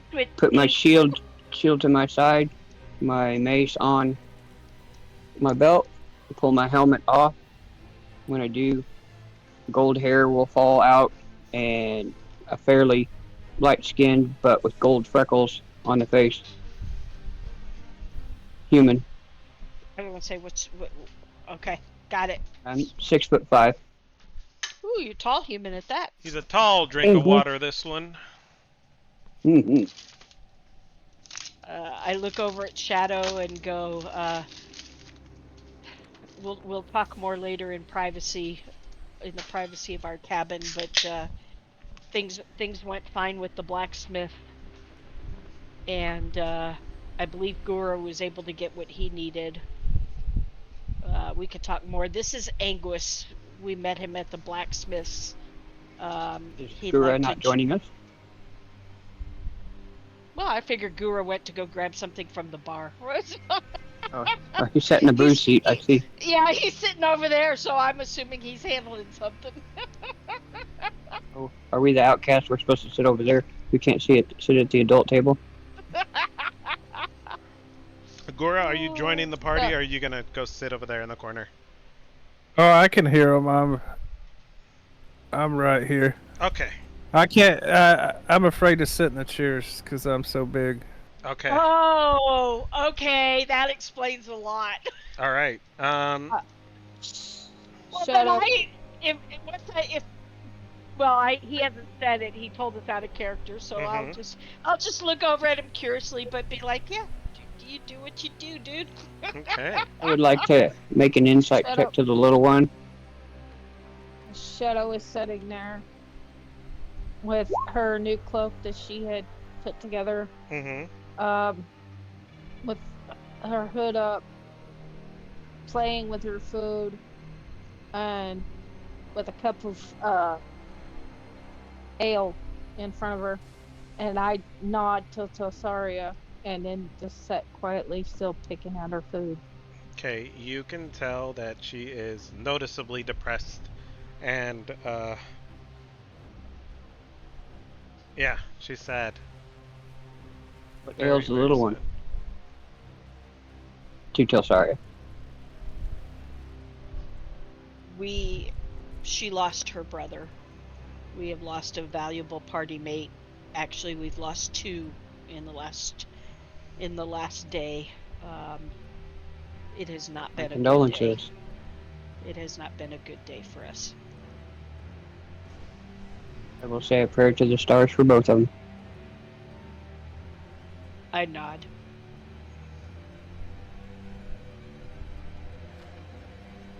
Shadow just sits quietly. Okay. What's your name, little one? If I may be so bold as to ask.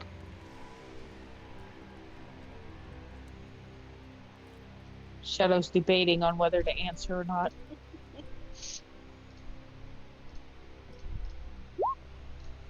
And I sit Shadow. quietly, Yes. giving her space. My name is Shadow. Anguis Astrius. I hope that I can be of service as long as our paths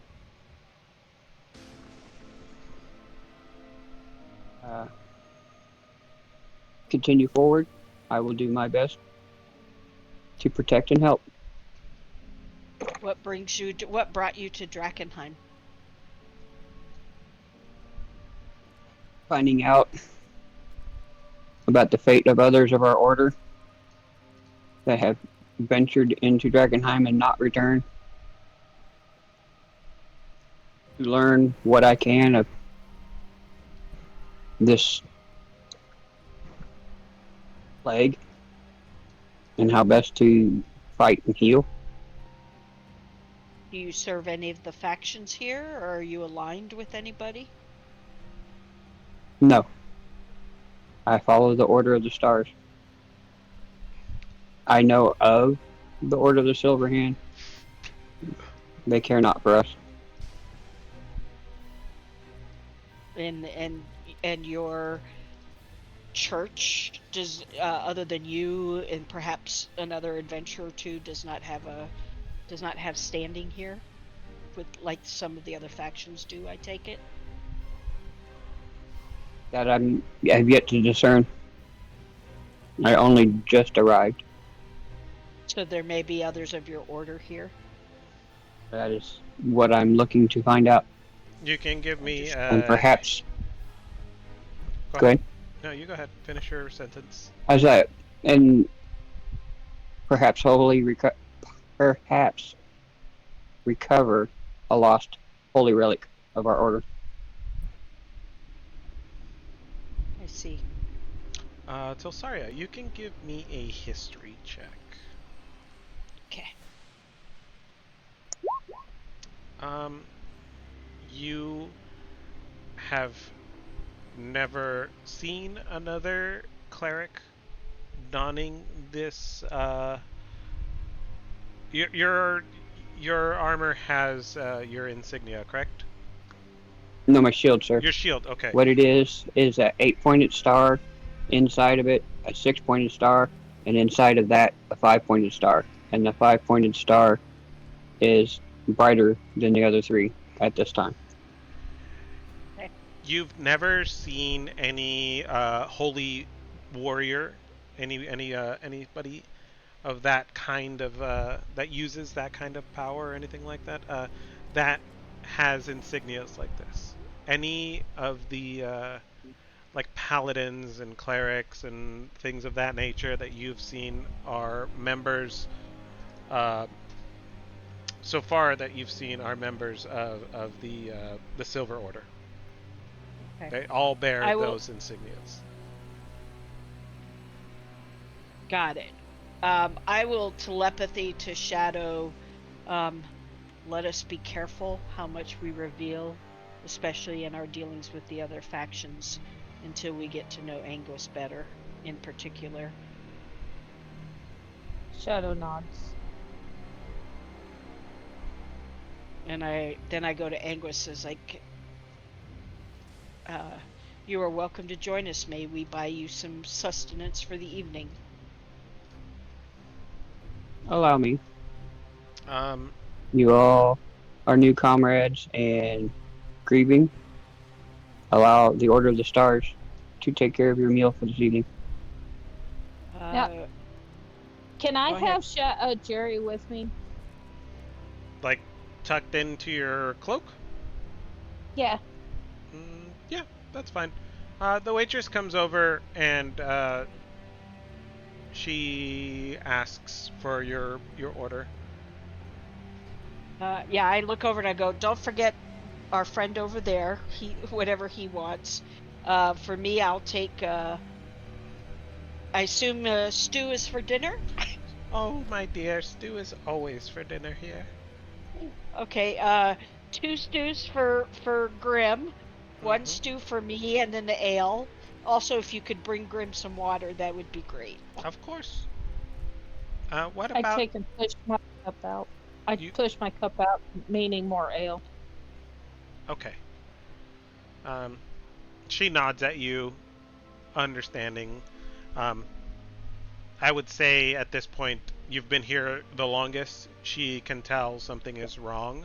You're visibly sad, and she understands that you want more ale, and she goes and she looks at Tilsaria and she looks at the this strange-looking fellow sitting over here under this creaking bench, and she looks and your smelly friend, is he going to eat with you tonight?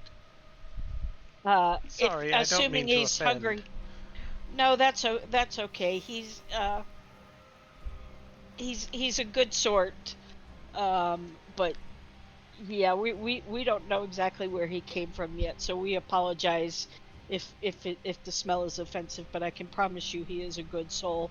But yes, if you wouldn't mind asking him if he would like to have some food and ale or drink, that would be most appreciative. Unless you'd rather I ask him. Yes. Oh, that's fine. I will switch it out. Um, that's wonderful. I'm glad you're a strong, independent woman, but you have a husband who will change the water jug for you. Yeah, she walks over and she takes Gura's order. I take some of my food and slide it inside my cloak, feeding Jerry. Okay. Do you have any fish? You're welcome. She looks at you and she kind of cocks an eyebrow. She's like, "Oh, only. Oh, nothing fresh, just salted. Sure, we have a few salted pieces of fish. I can add it to this to your bowl of stew if you'd like, or just on the side on a plate." Oh, that's good. Do you have snails? She looks at you snail. like, no. No snails, I'm afraid. Any mussels or clams or crawfish? We don't really get a whole lot of fresh seafood or Whoa. things of that nature. Just dried fish. Okay. I'll take some fish and whatever vegetables you throw in there. Sure. I'm sorry, I just have to ask a question out of character, and I think the answer is I already know it, but it's just so funny that he is also such a fish guy. To the best of our knowledge, by looking at him and Barlas are not related by species, are they? No. No. Okay, I didn't think so, but it's just funny to me that they're both like seafood lovers. So, Barlas came from a fishing village, so that's probably why he likes seafood so much. Oh. Gura comes from a region that is tropical in nature And fish heavy. and Got it. fish heavy. Yeah. Gotcha. Okay. It was just kind of interesting that their food choices run so similar. Mm-hmm. And It they're is both coincidental. big It's not guys. funny. Yeah. And they have these turtle-like features. You know what I did? I googled what do turtles eat. Oh my god, that was awesome. So I started ordering. I figured you'd do that because that's something that I would know they would eat. Okay. That's awesome. She goes to the back and she puts in your order. You guys. And I will gladly also have a stew and ale. Oh, sorry, I forgot. You a stew and ale. I know I Got it. died, but come on. Oh, I don't speak to ghosts. No, I'm just kidding. So she takes all your orders and she goes and she puts them in. The bartender returns back to the bar and he starts preparing drinks and platters and stuff. And as you guys were sitting here talking amongst yourselves, you caught the curious ear of now an established barfly in the Bark and Buzzard, and he stumbles his way over and he puts an maybe unwelcome arm around Anguis, and he's like, I heard you guys ran into a bit of trouble in Drakkenheim. Couldn't help but No. overhear that I just glare at him. I just glare at him. I Can't say just, I did run into any trouble in Drakkenheim. well, I'm not sure what you're talking about. I I just, raise my head up and I look at him and I say, "What's it to you?" hold on, don't cut my head off. I came to offer my condolences. And, I lost party members too. It's not fun. It sucks. I'm sorry. I don't Is mean this any offense by it. is this the guy from the last time we were here who they had just lost like 2 of their party members? They lost 3 Is party he members. that guy? He's They that guy. lost 3? Mm-hmm. Oh, okay. Then I don't glare at him, but I don't talk to. I still didn't answer. Okay. Sorry, I forgot who he was. Yeah, this is the guy who was like super drunk at the bar, almost crying. Oh, they'd lost 2 party members and then a 3rd party member left. This guy is, you would remember him because you guys had interactions with this guy's party. This is Colin, Yes. and he is, he was like the grumpy type of the group, and the 2 other members were killed by the what you guys know as the 3 blind mice. That's right. Yeah, Okay, they were yeah, taken out yeah. by them, and he and the druid of his party managed to escape. And he kind of, I mean, he's drunk, but he's not an idiot.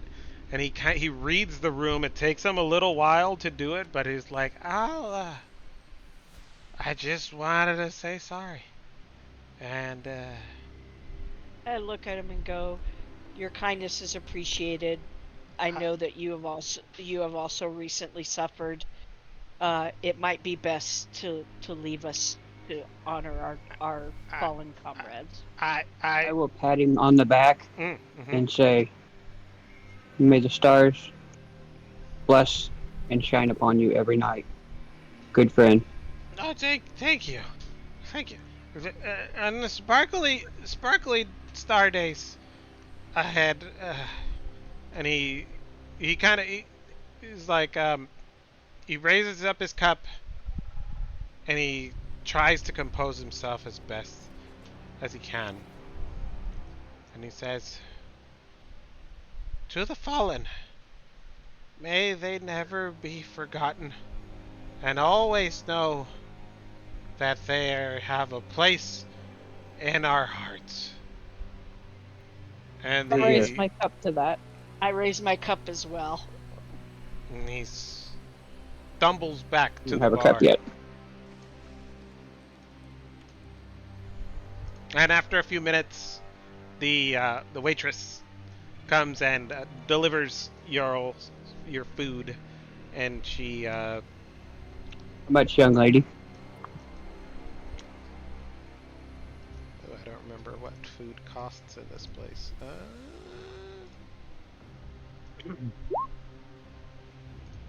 5 silver pieces, please. Here's 2 gold. My goodness. Are There's you a star shine and bless you.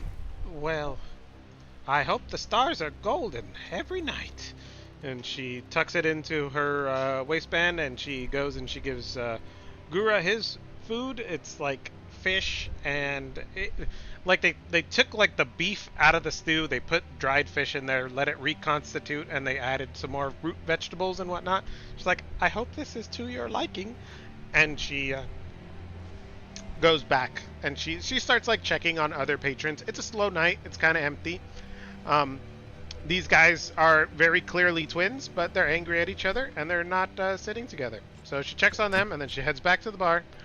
And I turn and smile at Gura just so he knows that we know he's there. He's part of us. all right. Since I still don't understand why he's because I haven't had a chance to talk to him. Okay. To me, it's just like he just wants to sit over there. All right. So, you guys have dinner. Yep.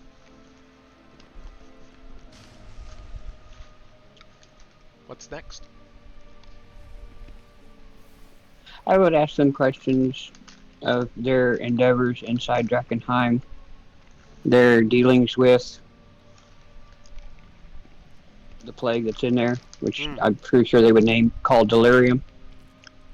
We'll fill them in on What? a very high level. Okay. Him and Gura, since we're all together, obviously it's for Gura to know as well.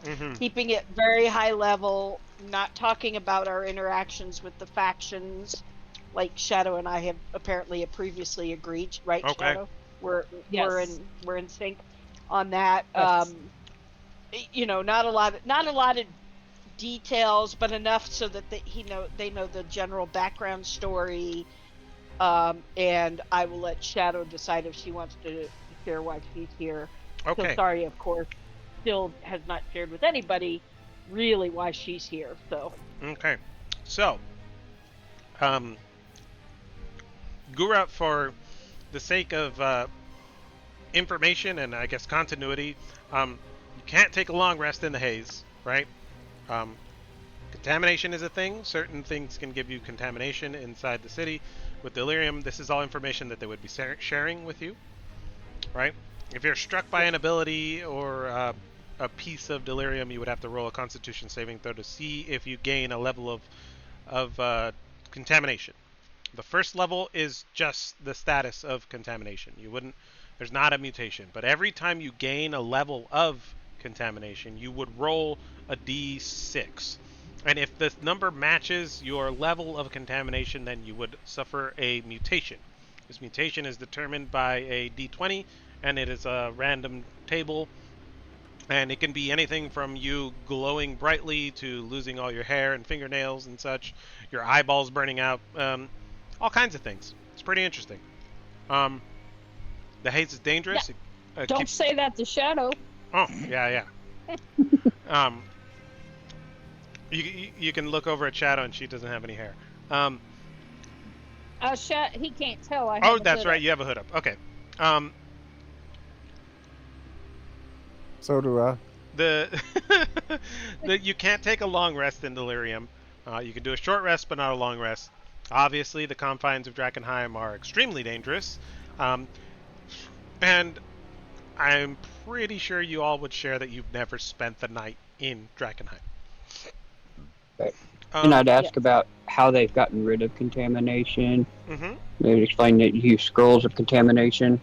There are, yeah. And I would perk up and be like, do you have any more of these scrolls that I might peruse them for more information?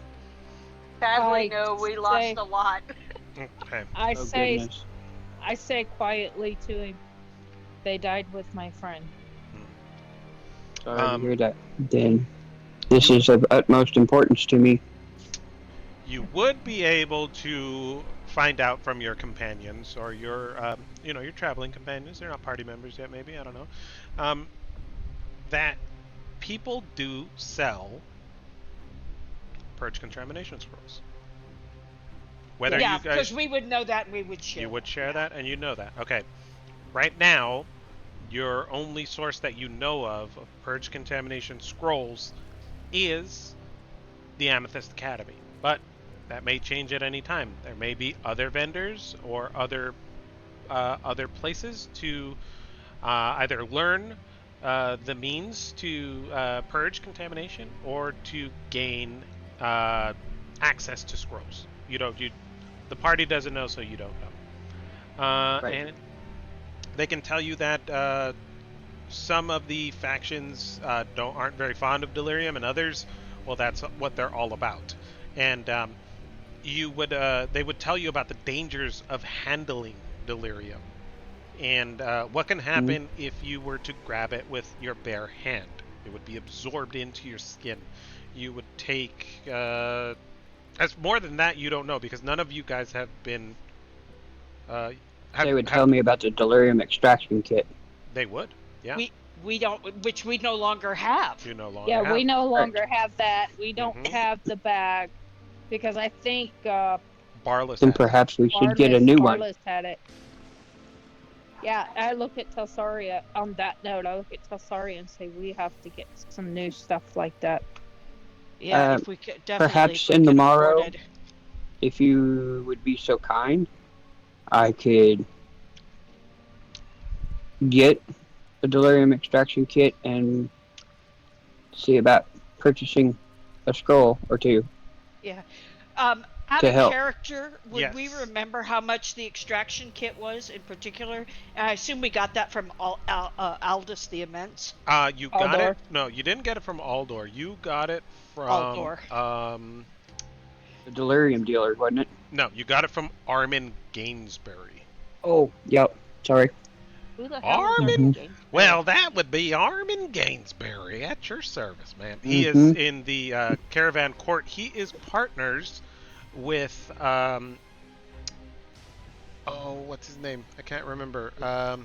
He hasn't left? Oh no, he's gone.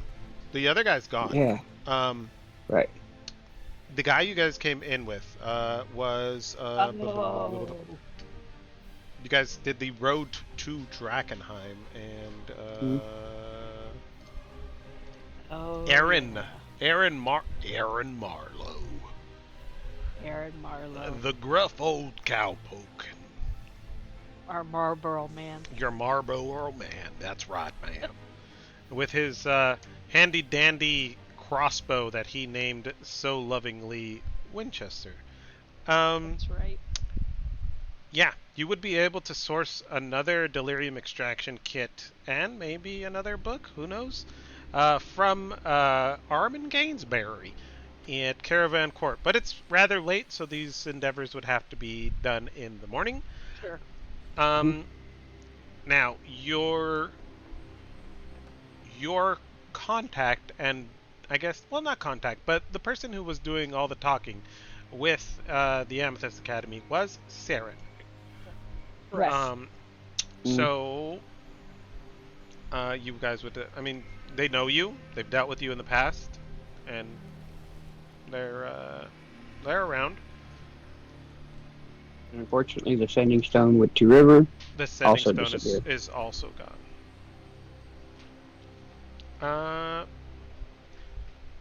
Do you guys want to do anything else inside of the Bark and Buzzard before we say you guys go to sleep? Nope. Nope. All right. All right. No. Done. You guys eat your dinner. You drink your drinks. Shadow, maybe you have a couple more than you should have to drown your sorrows. Excuse me.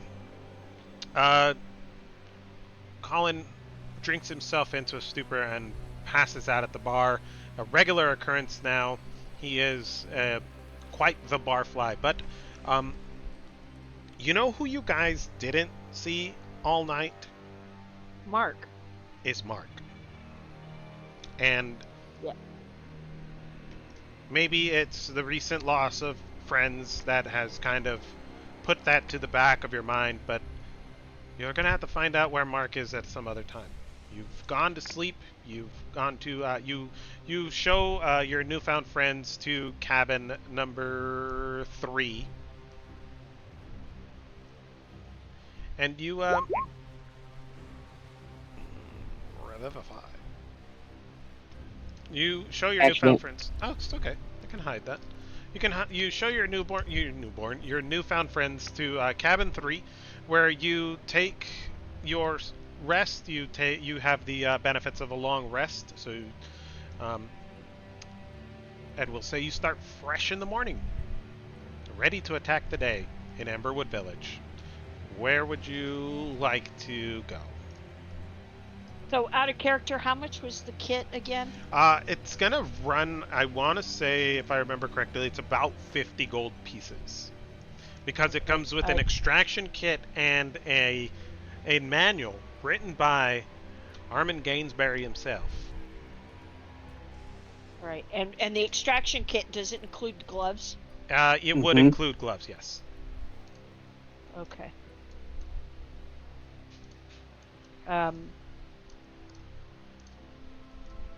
I I talk mostly to Shadow, although it's not meant to be private. I think for now we can. I have enough for us to afford one extraction kit. Um, since we can't buy it from Ardor. Aldor. We Okay. can't buy it from Aldor. But at some point in the future, we might, even though I detest touching the delirium and I do not want the kit. Considering what has happened this time, we may want to consider getting and splitting everything between at least two party members from now on if we can.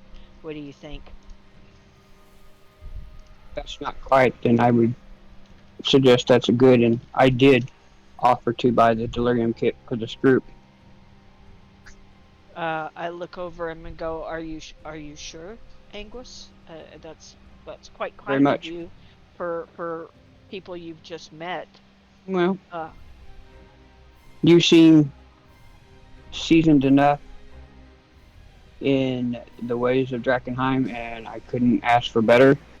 And if perhaps I can help you ease your pain and help protect you in honor of your fallen comrades, then I will do so. we primarily have been using it just as a means of trade. Fair I enough. personally have no desire to touch the stuff, let alone make anything from it. Although I understand that can be done. If your desires are different, or To learn Gura, about if it and you're how to heal okay, others from the yeah, plague. if your desires are different, we can, for now we just consider basically everything belongs to all of us equally, except when something suits one party member over another. Sounds fair enough. If you are both good with that, I think that's a fair way to go. Gura, Hmm. does that work for you as well, sir?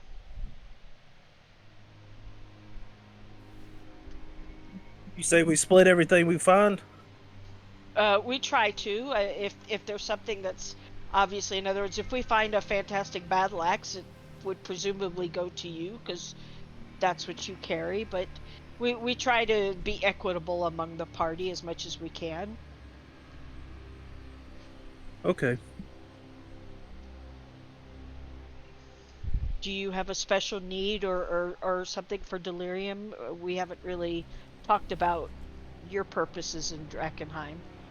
So if you have a need for delirium over and above us using it for trade, feel free to let us know, and we can certainly work together. Oh yeah, it's gold. Okay. So you are about the money. It sounds like, which is fine.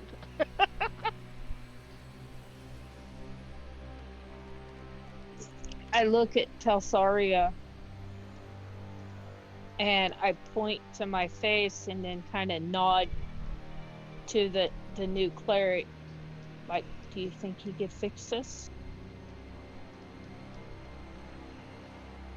I look over at her, go. I'll telepathy this. Are you thinking about having him try to fix your face? Go ahead and ask. Wouldn't hurt. I take my hood and my mask off and I feel my hair and I casually look at Telsaria. Do you think it's growing back? Oh yeah, definitely. It has definitely grown since yesterday.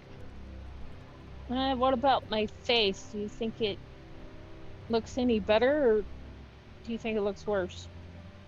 Um, Or pretty much the same?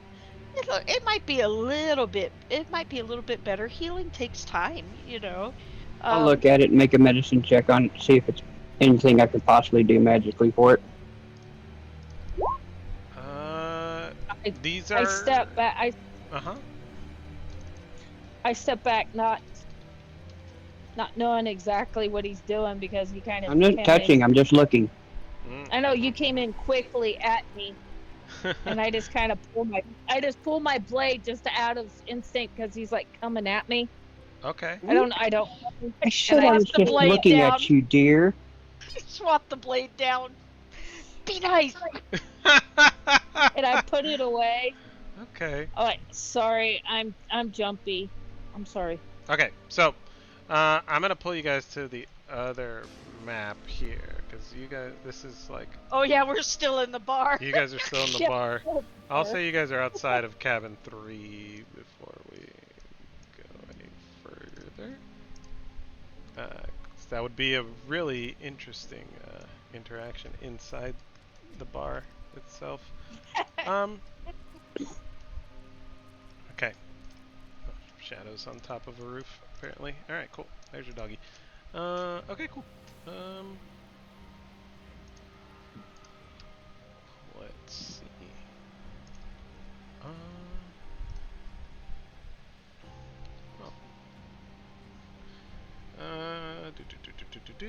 Any reduction on ability score. Let me look this up because I'm not sure.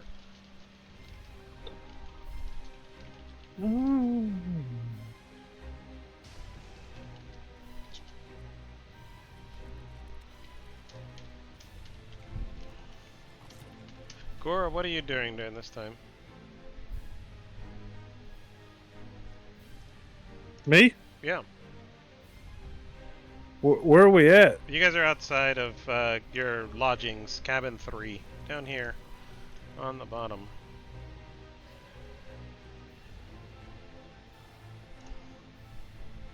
Oh, well. I don't really know my bearings, so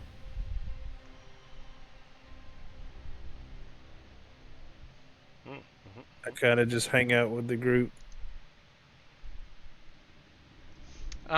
Okay, so in order to restore these like not only the peach fuzz of her hair, but to get rid of the lingering scars and damage, you would need a very high level spell. Uh, it would need to be Greater restoration. It would need to be regenerate. Regenerate. Ah, gotcha. Yeah. Okay. Otherwise, will any of it heal? Obviously, her hair will grow back, but Her will her hair face will- heal on its own? On its own, I mean the scars and burns may lighten up a bit, but they will be present. Because greater restoration gets rid of exhaustion, and diseases and stuff like that, but it doesn't heal the body. So like if you lose an arm, you won't grow an arm back. You would need the regenerate spell, and to Even get greater restoration's out of my reach right now. yeah, you would need a high level.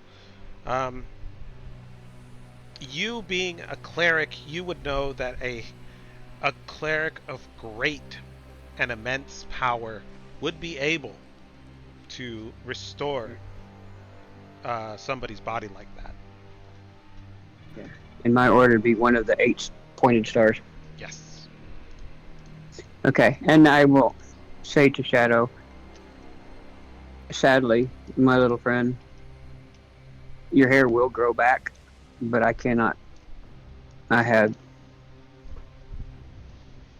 not enough experience to be able to help with your face, but it will heal some. I can help you through your internal pain, but I cannot help your external at this time.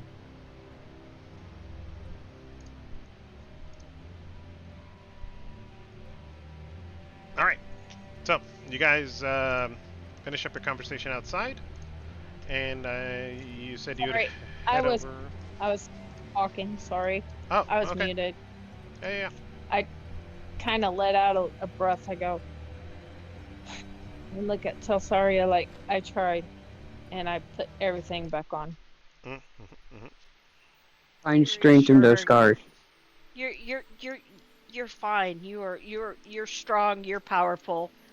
And the mask, it adds mystique. We used to wear these all the time on the streets where I'm from. Well, then there you go. It shows our level in the guilds. Shall I meet you all here in the morning? This is the morning. You guys went to sleep I was already. gonna say, yeah, you Oh, basically okay. we shared our space with you. Oh, did we gain our hit points back? Yeah, you guys. Yep. You guys have. You finished your meal at the Bark and Buzzard. You went to cabin 3. You've got your long rest. It's morning time. Morning time. Okay, then shall we proceed to get this delirium extraction kit Sure. and what we can? All right. You guys make your way to Caravan Court. It is a buzz with the hustle and bustle of a morning market hub. Um, there are always new faces in Emberwood Village, new adventurers, and people looking to strike it rich. This is a frontier town after all. Um, Armin Gainsbury greets you. Well, good morning. What can I do for y'all? I would like to purchase a delirium extraction kit, my good friend. Absolutely. You know, I'm the only proprietor that has these patented kits on hand. And second edition book right here, let me tell you. Penned by yours truly, Armin Gainsbury. 50 gold, friend. I will pull out 50 gold. Well, aren't you a high roller? Yeah. And he hands you like a big roll of like extraction tools. Like a almost like what you would need for like stonemasonry. You know, it's like Mm-hmm. there's a crowbar, there's a heavy hammer, a mallet, a chisel, um, tongs like you would see in a blacksmith shop, and very heavy duty gloves.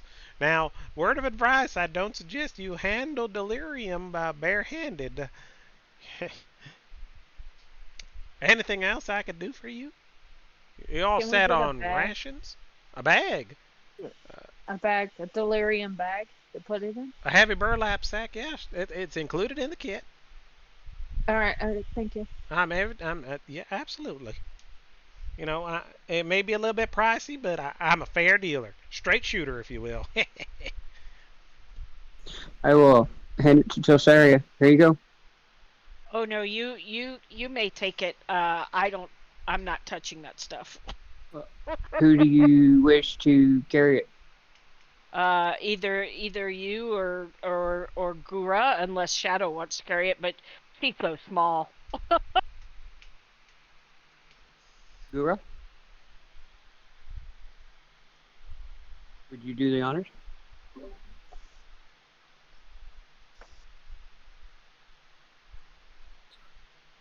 What? I can't hear him. Oh, there he is. Okay. Do you want to carry the delirium extraction kit? Oh yeah. Okay, What's it worth? 50 I put it gold on the group pieces. loot. 50? Yes, sir. Mhm.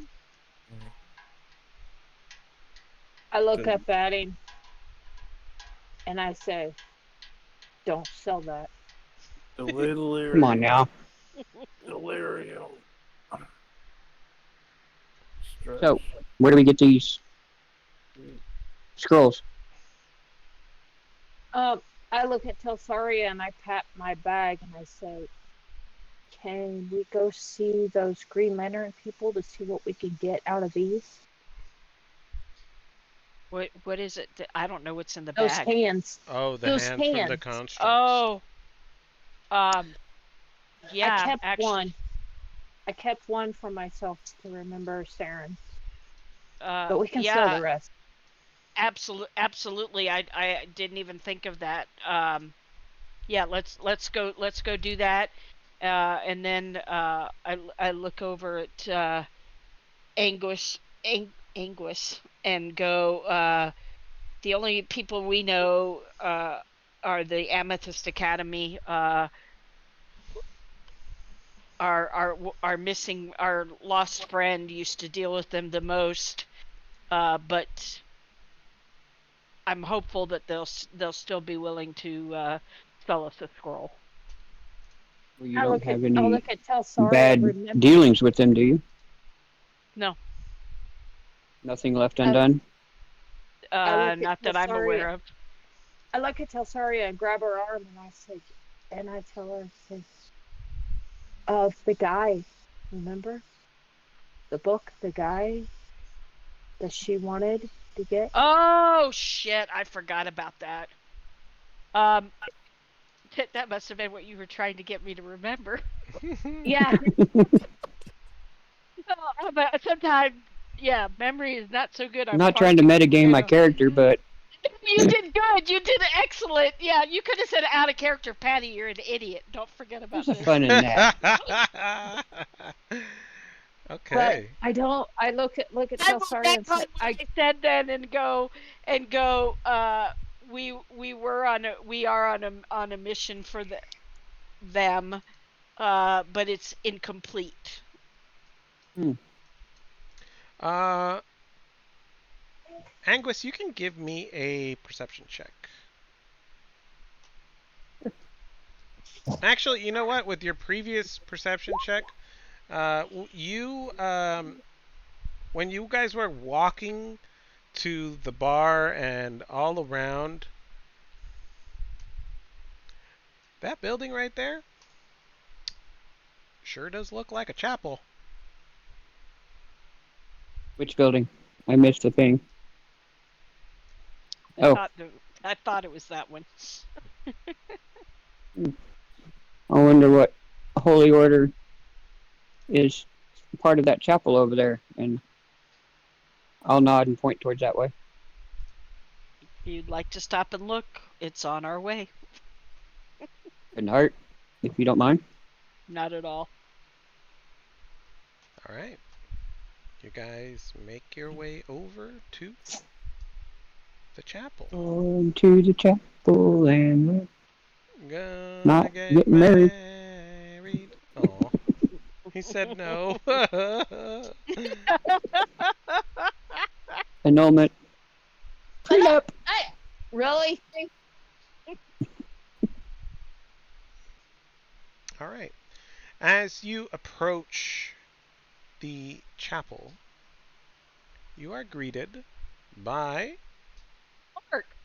no, not Oh. Mark. A middle-aged black woman who has robes. She's got a very large staff. Uh, I'm sorry, I'm laughing because for some reason I thought the words were going to be, she has a very large chest. oh my! She's Oh, middle-aged. She's got a touch of gray in her hair. It's pulled back in a simple ponytail. She is wearing uh, like simple cloth garbs, but she has think a priest from a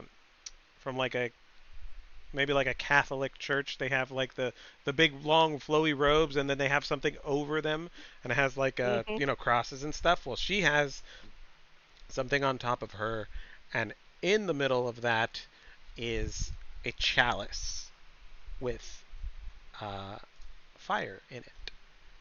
And Anguis, you would recognize this symbol as that of the Silver Order. I will bow. I am Anguis Astrius, uh, cleric of the Order of the Stars. Ma'am,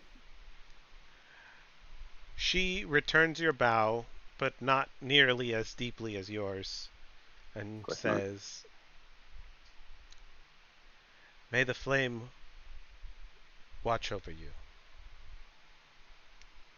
I am well aware of your order.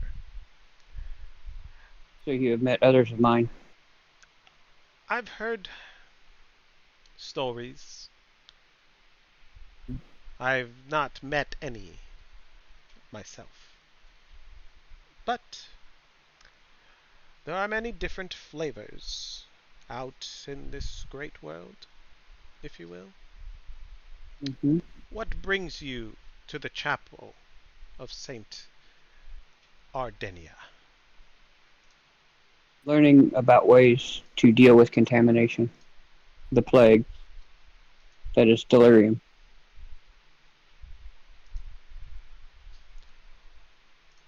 Oh, are one of you in need of my services? I look at the three. Don't think so. They're as healthy as I've been able to tell. Of I just look over at Shadow because I don't understand course, I the don't know level what and the contamination depths. looks like out of character. Mm-hmm. So Basically, look at Shadow's face. Mm. That's you're contaminated right contamination. now? No, that's the aftermath of contamination. Yeah, but I was asking if you needed healing now from contamination. Mm. I go over I go over beside Angus, Mm-hmm. Argus, and I say, "Can you restore things from contamination?"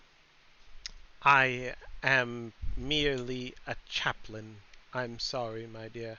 A flame keeper would be able to restore your face, for they are the Is most blessed amongst us. actually I thought we was talking out of character, so she wouldn't Oh, know my face is covered. sorry, misheard that. Would she be able to? You can ask her. Could you? That's what I was saying. Could you be able to You would have to ask restore? her in character, dear. I am asking her in Well, make character. sure and say that you're back in character. Okay? Okay, sorry, back in character. I'm asking her. Okay, so she tells you what Can I you? just said. Okay, and I ask, is there such a person around? I'm afraid not. I hang my head and I say thank you and walk back over here by Grum. How Who's this does guy over one here? go? Oh, this Oh, is just some dude. Oh, how okay. does one going about learning how to restore one from contamination? Through holy meditation with the flame. We do offer services. All Hmm. we ask is for a small donation and to cover the alchemical components necessary for the ritual. Do you sell scrolls? We do not. We provide first-hand Fair enough. healing. You can heal contamination. I can, my dear, given the proper components. Do we and so we need to bring you those Oh, components? we have them on hand. Oh, All we okay. ask is that the cost of the components be covered. The service itself Okay. is free, but the cost is what needs to be covered. That seems more than reasonable. What so that we will know for the future because we are going back into Drakkenheim and we've been in and out a lot. Is there a range you can provide us so that we know how to, shall we say, save funds for when it's needed? 150 gold pieces. That seems very reasonable. Very reasonable. I look over at Anguis like and just say, "You were wise for us to stop here."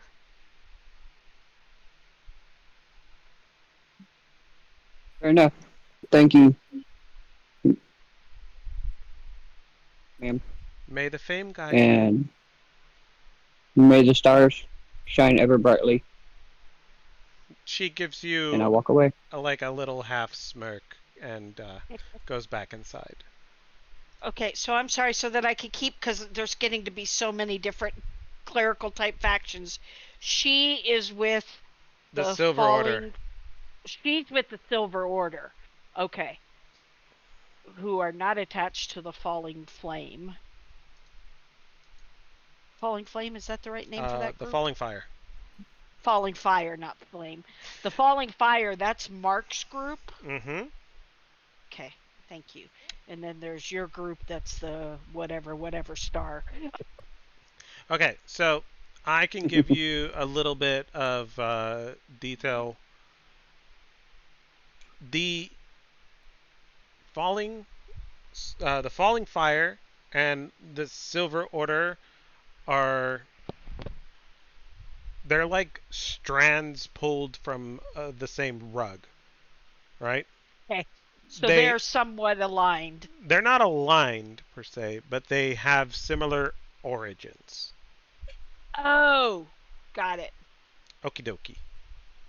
Thank you. Yeah, You're sorry. very welcome. It's hard for me to keep all this So- straight. Do we?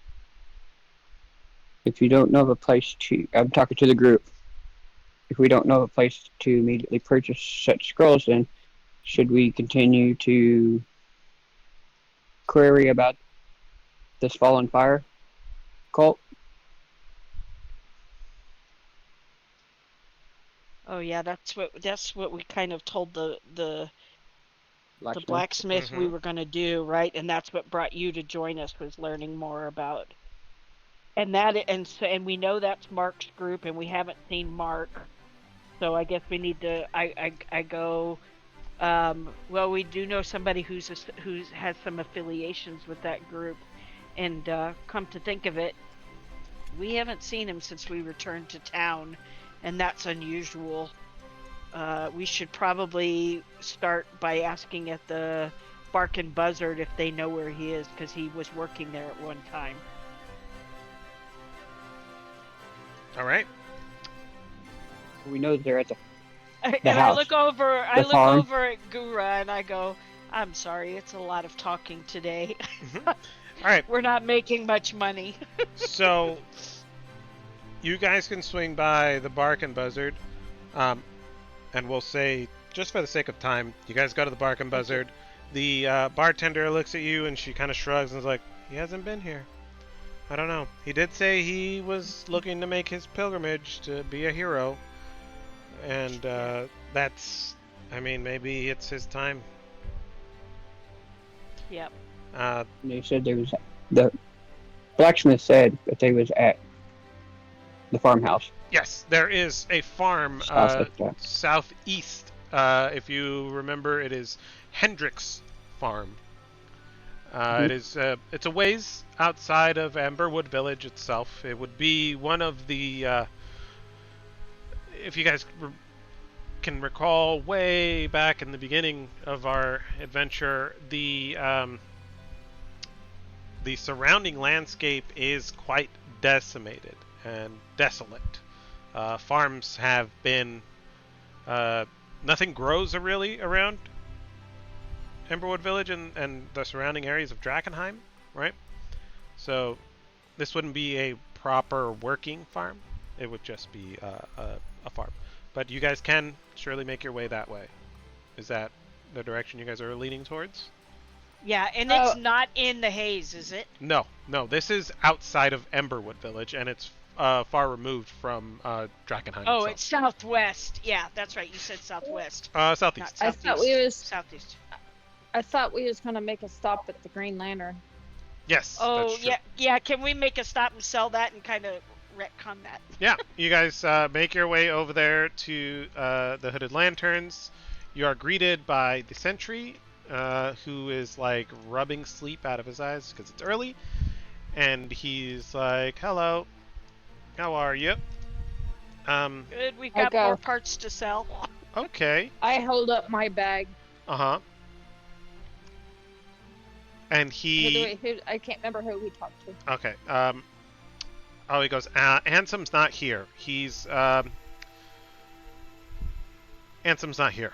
Um, he kind of like gives you a very deep sigh, and then he's like, okay, what do you got? And you go, Hands. And I open the bag. hands? What? And he looks inside, he's like, gee, what is that? What? It's from a new creature, and we describe what they look like. And he kind of like, uh-huh. I was just gonna say, and we basically warn them that they look like children, but they are not children, and in fact they are incredibly, incredibly vicious, and we narrowly escaped. They need to warn people about this new threat. I just kind of dropped my head a little bit. okay, all right. Noted. Crazy killer children on the loose. Got it. Okay. I'm gonna make Ansem's not here. He's kind of MIA. I don't. Ever since that business with his sister, it's just kind of been. He's missing? Well, he just. We know where he is. He's just Okay. not. He's in his cups, right? And Okay, so we don't need to like be scouring Drakkenheim he's for him not in now. Drakkenheim. No, he is. Right, another one. He is. Crap, where is he? He is in the Gilded Lily, and he's there every night. And he's not coming in for his shifts. It's a big to do, but he's. I mean, who's gonna tell him anything other than the boss, right? Lord Commander Elias Drexel. He's got bigger problems than Ansem being drunk and sad. I look at him, I say, I know the feeling. I'm sorry to hear that. He goes, look, I don't know how much this crap's worth. If what you tell me is true, and these don't look like you guys hodgepodge them together. Let me just, I don't know here. How many did you say? Is there anybody? 3. Yeah, because she's keeping 1. Okay. You gave her 4. Is there anybody? Is there anybody here that's taking his place that might know? He's trying to do it, dear. I was gonna say we're already in the process of getting the money. Yeah, he's he's like, nah, I don't know. I mean, he's a lieutenant. There's not a whole lot of lieutenant guys running around. We already lost 1, and it looks like we might lose another. He's just kind of like fumbles in the little chest that they have, and he's like, here, and he just like hands you a bunch of gold pieces, and he's like, is that enough? And it's 44 gold pieces. He's like, these things are dangerous, right? You said they're dangerous? Very dangerous. Okay, all They right. killed my friend. I'm gonna put these under special circumstances. So if you remember the monster board, it's like rat tails and rat heads, and then it's like special things to be determined. That's his determination. He hands you like 2 little handfuls of gold, and it's like, here you go. If you could maybe talk to Ansem, one person going through a thing with another, that'd be great. Maybe get him to show up to work, because the Lord Commander's got plenty of problems, and he's got a dead daughter, and well, there's a lot going on. Can you maybe please, if you have time, try to convince him to come back? I will try. Thank you. It's hard for me right now, but I will try maybe at a little later date, if you don't mind. Yeah, that's fine. Just whenever you get a chance. He's at the Gilded Lily. Thank you. All right. Thank you. Okay. I drop the gold in a bag I pull out of my pocket that I made with scraps, and I'm like, who wants to hold on to this? I look over at the 2 newbies and go, I didn't earn that. Here, I'll ahead. split it with you. I'll Split it between the with three of you, Jotharia. if you wish. Or what? Now, out of Oh, I'll character, take my portion. was Turtle I love Boy, it. was I he, love it. He was there. was Yeah. Turtle Boy, Yes. was he in the fight when Oh, he Siren sure as died? hell was. Oh, okay. I'm sorry, I missed part of that. I'm sorry. Yeah, no. Okay, I'm just so saying. we Yeah, he split it absolutely was. 3 ways. It'd be about 15 gold apiece. So you each 44. It's 11. 3 I'll ways. throw gold in to make it even 15 split. All right. 15 split, and you guys are headed Yep. now towards Hendrick's farm, right? Yes. Yep. Yes. Okay. You guys leave Emberwood Village. You head southeast. You follow the road. It's not a difficult trek. There's not. I mean, the road is kind of muddy. It's well traveled. There are, as you're walking down the road to Hendrick's farm, there are very deep gouges on the road of wagons that have been pulled through this road. And as you guys get to Hendrick's farm, you see that the surrounding countryside and it's just like these were old farms that have been long since abandoned. Things might not rot in Drakkenheim, but they certainly do rot outside of the haze. And these fields are just littered with like dried and desiccated crops that have been abandoned because they're contaminated and they're not edible, right? So as you guys make your way down this road, you more hear and smell Hendrick's farm before you can see it. Got it. And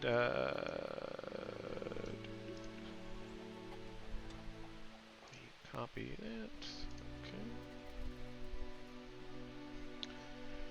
Okay. It's loud. It's dirty. It's muddy, and you can see there are makeshift encampments. This building is in disrepair. There's kids running through the fields. There are pack animals that are, they're in really rough shape. They don't look like they've been fed or watered properly in days. They're rooting. Some of them are even rooting through the old remnants of remnants. Like this has been picked through and picked over by all kinds of pack animals, horses, mules, oxen, and they're looking for scraps of food. There are every kind of person you have seen in your travels, except maybe Telsaria, is amongst these people. You see from a distance there are people that look like they are in somewhat fine robes that have been but they're not clean anymore, right? They've been well traveled in. Like these were maybe nobles that were minor nobles from some far off land that have traveled here to this farm, to Hendrick's farm. And you start walking up the road and taking in the sight of Hendrick's farm, and that is where we will end for the evening. Cool.